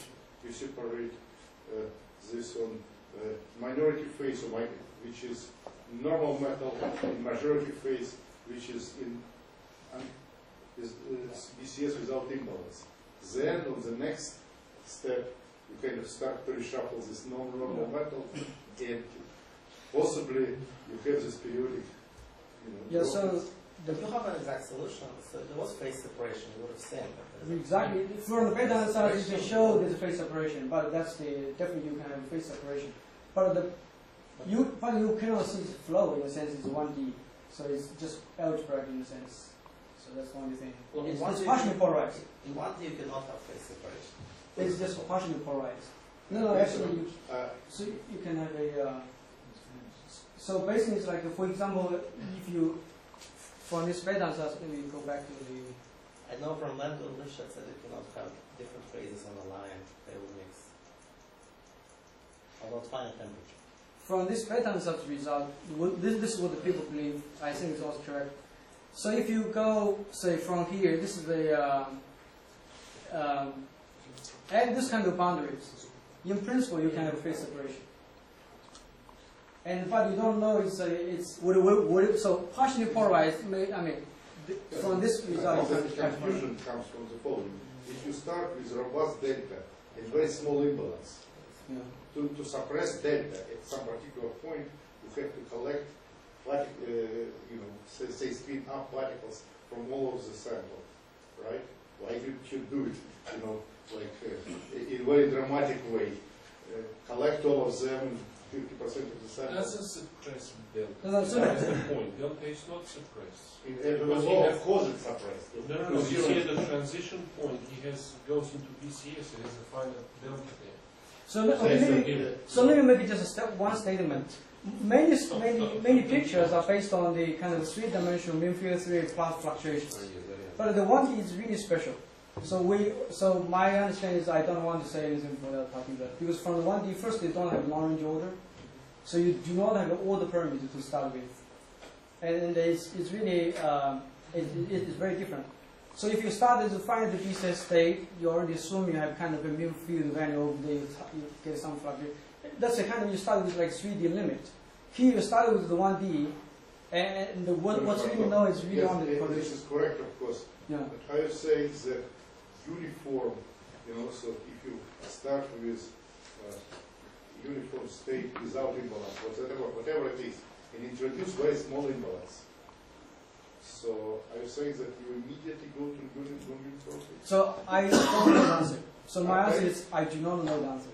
Actually, so from the mean field perspective, I think a it's simple question, continuous. because I'm afraid I'm lost. Still could be phase separation, yes. Are we talking of 1D or array of 1D? Exactly 1D. Because actually that's the this is the RG analysis is only in the limit of T probe goes to 0. Because if we are talking of 1D in the first place, there is no FFLO in the strict sense of the word. Yeah, it's only the. We are discussing something which doesn't exist in principle. No, it's only the algebra order. The problem is that it's a question of very rough estimates of energies. Its condensation energy still exists, and you can go to normal metal, and you can suppress superconductivity or power of superconductivity by collecting all quasi-particles in one place. You will have just a metal. So it's not a metal; it is large metal. So we have just two possible phases. Either we have phase separation, as you said, or we just have a kind of mixture of two-component mixture, because the power law decay, it's not a qualitative something, it's like a two-component mixture. So my picture, which could be wrong by the way, but it's my own picture is following. Because in 1D, neither phase separation nor the true FFO can happen, because the both are behave like the same in 1D, because they're strongly fluctuating. And the translation symmetry cannot be broken. I just don't see how phase separation can be excluded. Yeah, I mean, so the system can be viewed as a phase separation tendency or the FFO, because it's just a strong fluctuation in both cases, like a soup. It's just the 1D picture. So from 1D you cannot really tell it, because the translation symmetry cannot be broken in this case. Why not? Okay. Phase separation breaks it, right? No, so in the 1D you cannot break the translation symmetry, you cannot break the continuous symmetry. So that means you cannot have any modulations. No modulations, no, but you can collect one in 50% of the sample. Phase separation is always with us, we cannot exclude it. Yeah. Only at finite temperature we can apply argument of entropy, blah blah blah. As long as it's zero. Okay, maybe we'll talk about it on Saturday, so I think we'll really exhausted.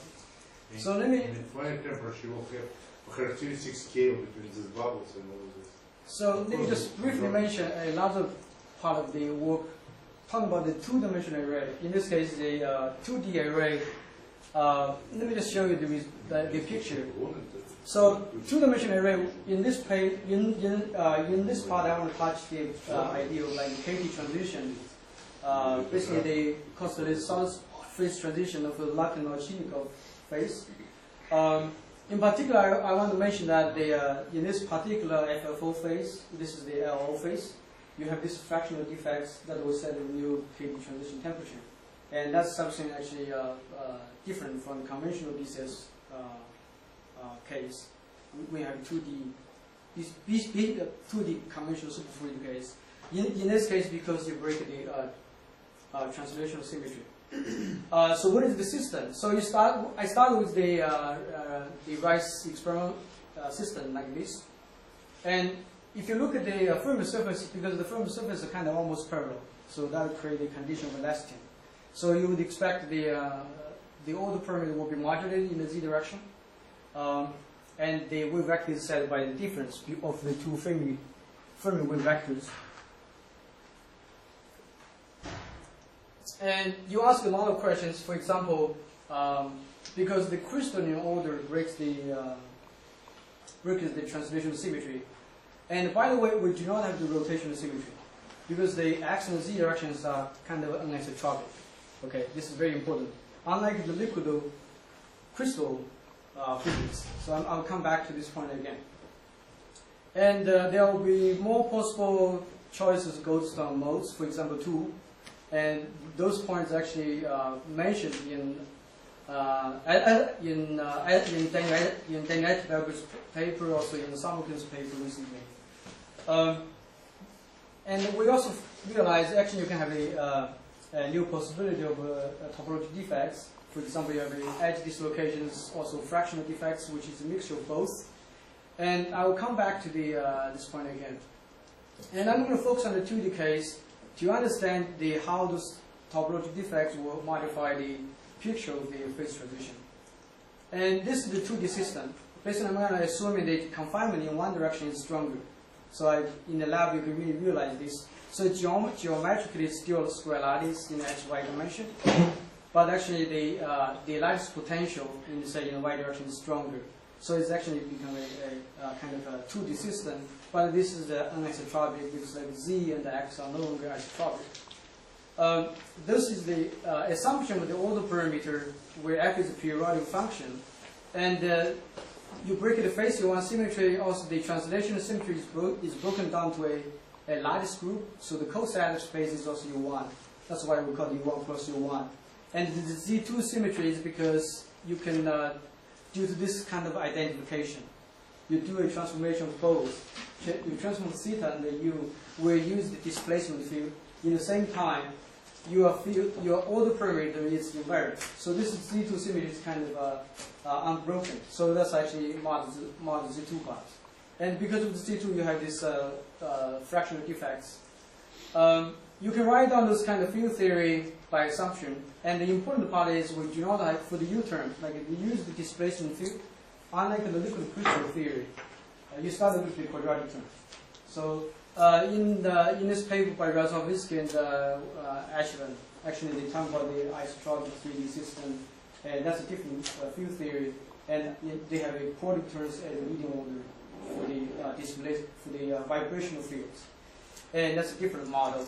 And this model actually is related to Berger's et al. For the striped order superconductors. Of course, they are not talking about cold atoms. And I just want to mention that you have this kind of a conventional vortex, plus you have these dislocations due to the stripe order in this FFO phase. And because of the Z2 symmetry, you actually can have this kind of a hybridization. It's kind of fractional quantum vortex. It's also fractional dislocation. So it's both at the same time. And this is the picture to see that because the energy to create those defects grow with the topological charge squared. So like a half usually is kind of cheaper, but of course depends on the coefficient like A, B, C, D. So those will come into play some role. And then you can follow the standard method. You can find out you have 3 different. Suppose I worry about the 3 lowest, cheapest defects. So you have 3 different kind of KT temperatures, and they will be related to those coefficients. And for example, with those, in just this time, it's pretty late now. So you can have different phases. For example, charge density wave without superfluid ordering. You can have a. I'm talking about the 0 temperature or final temperature. Because the final temperature is talking about the algebraic in a sense. So it's like in the KT sense. Okay. At the 0 temperature, you have the true. In the 2D, you have the true long order. So you also have the case like a charge 4 superfluid, and I'm not sure if he's still coming. Somebody is supposed to talk about this.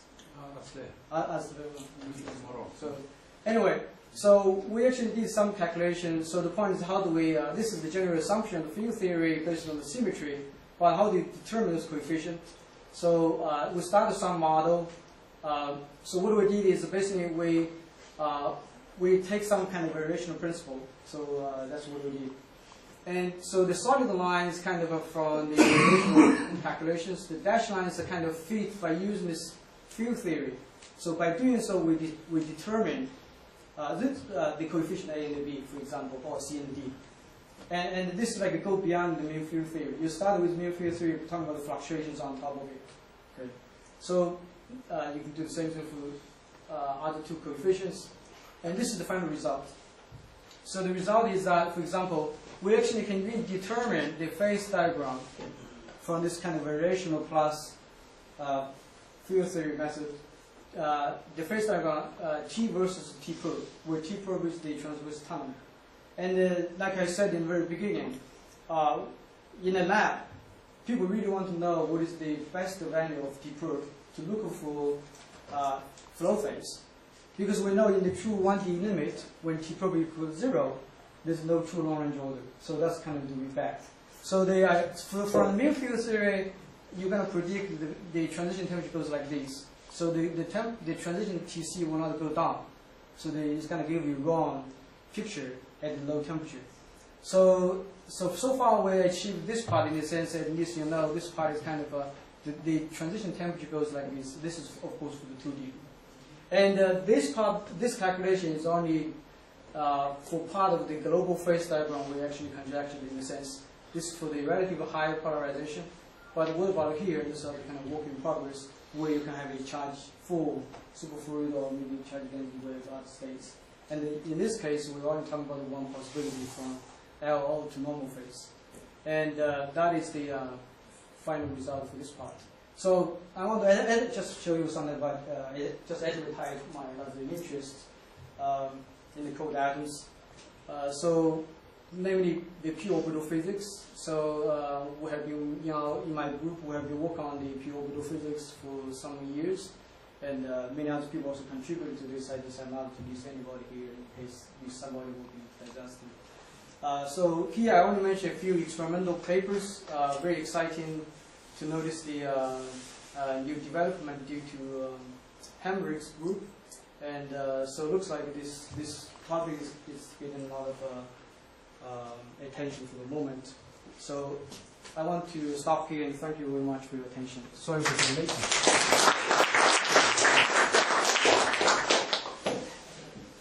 Questions?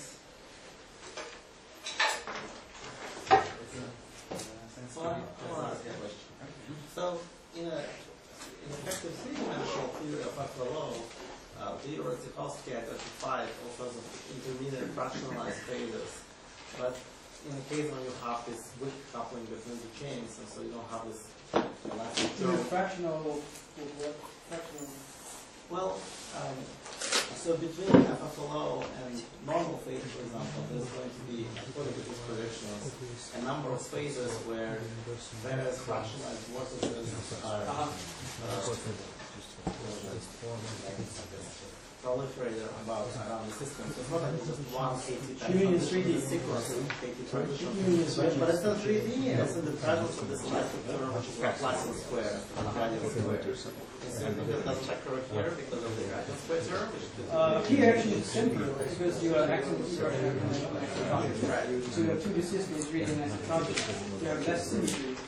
That means you have less fluctuation. So you think there's a KT type transition out of FLO? This is KT out of the so that will remain unstable somehow because the defect of rubbership can make the mess. But here it's simpler in the sense you start with an charge in 2D and less symmetry means less degrees freedom to fluctuate you keep this kind of things by external method instead of this spontaneous. That's simply robust. Thank you.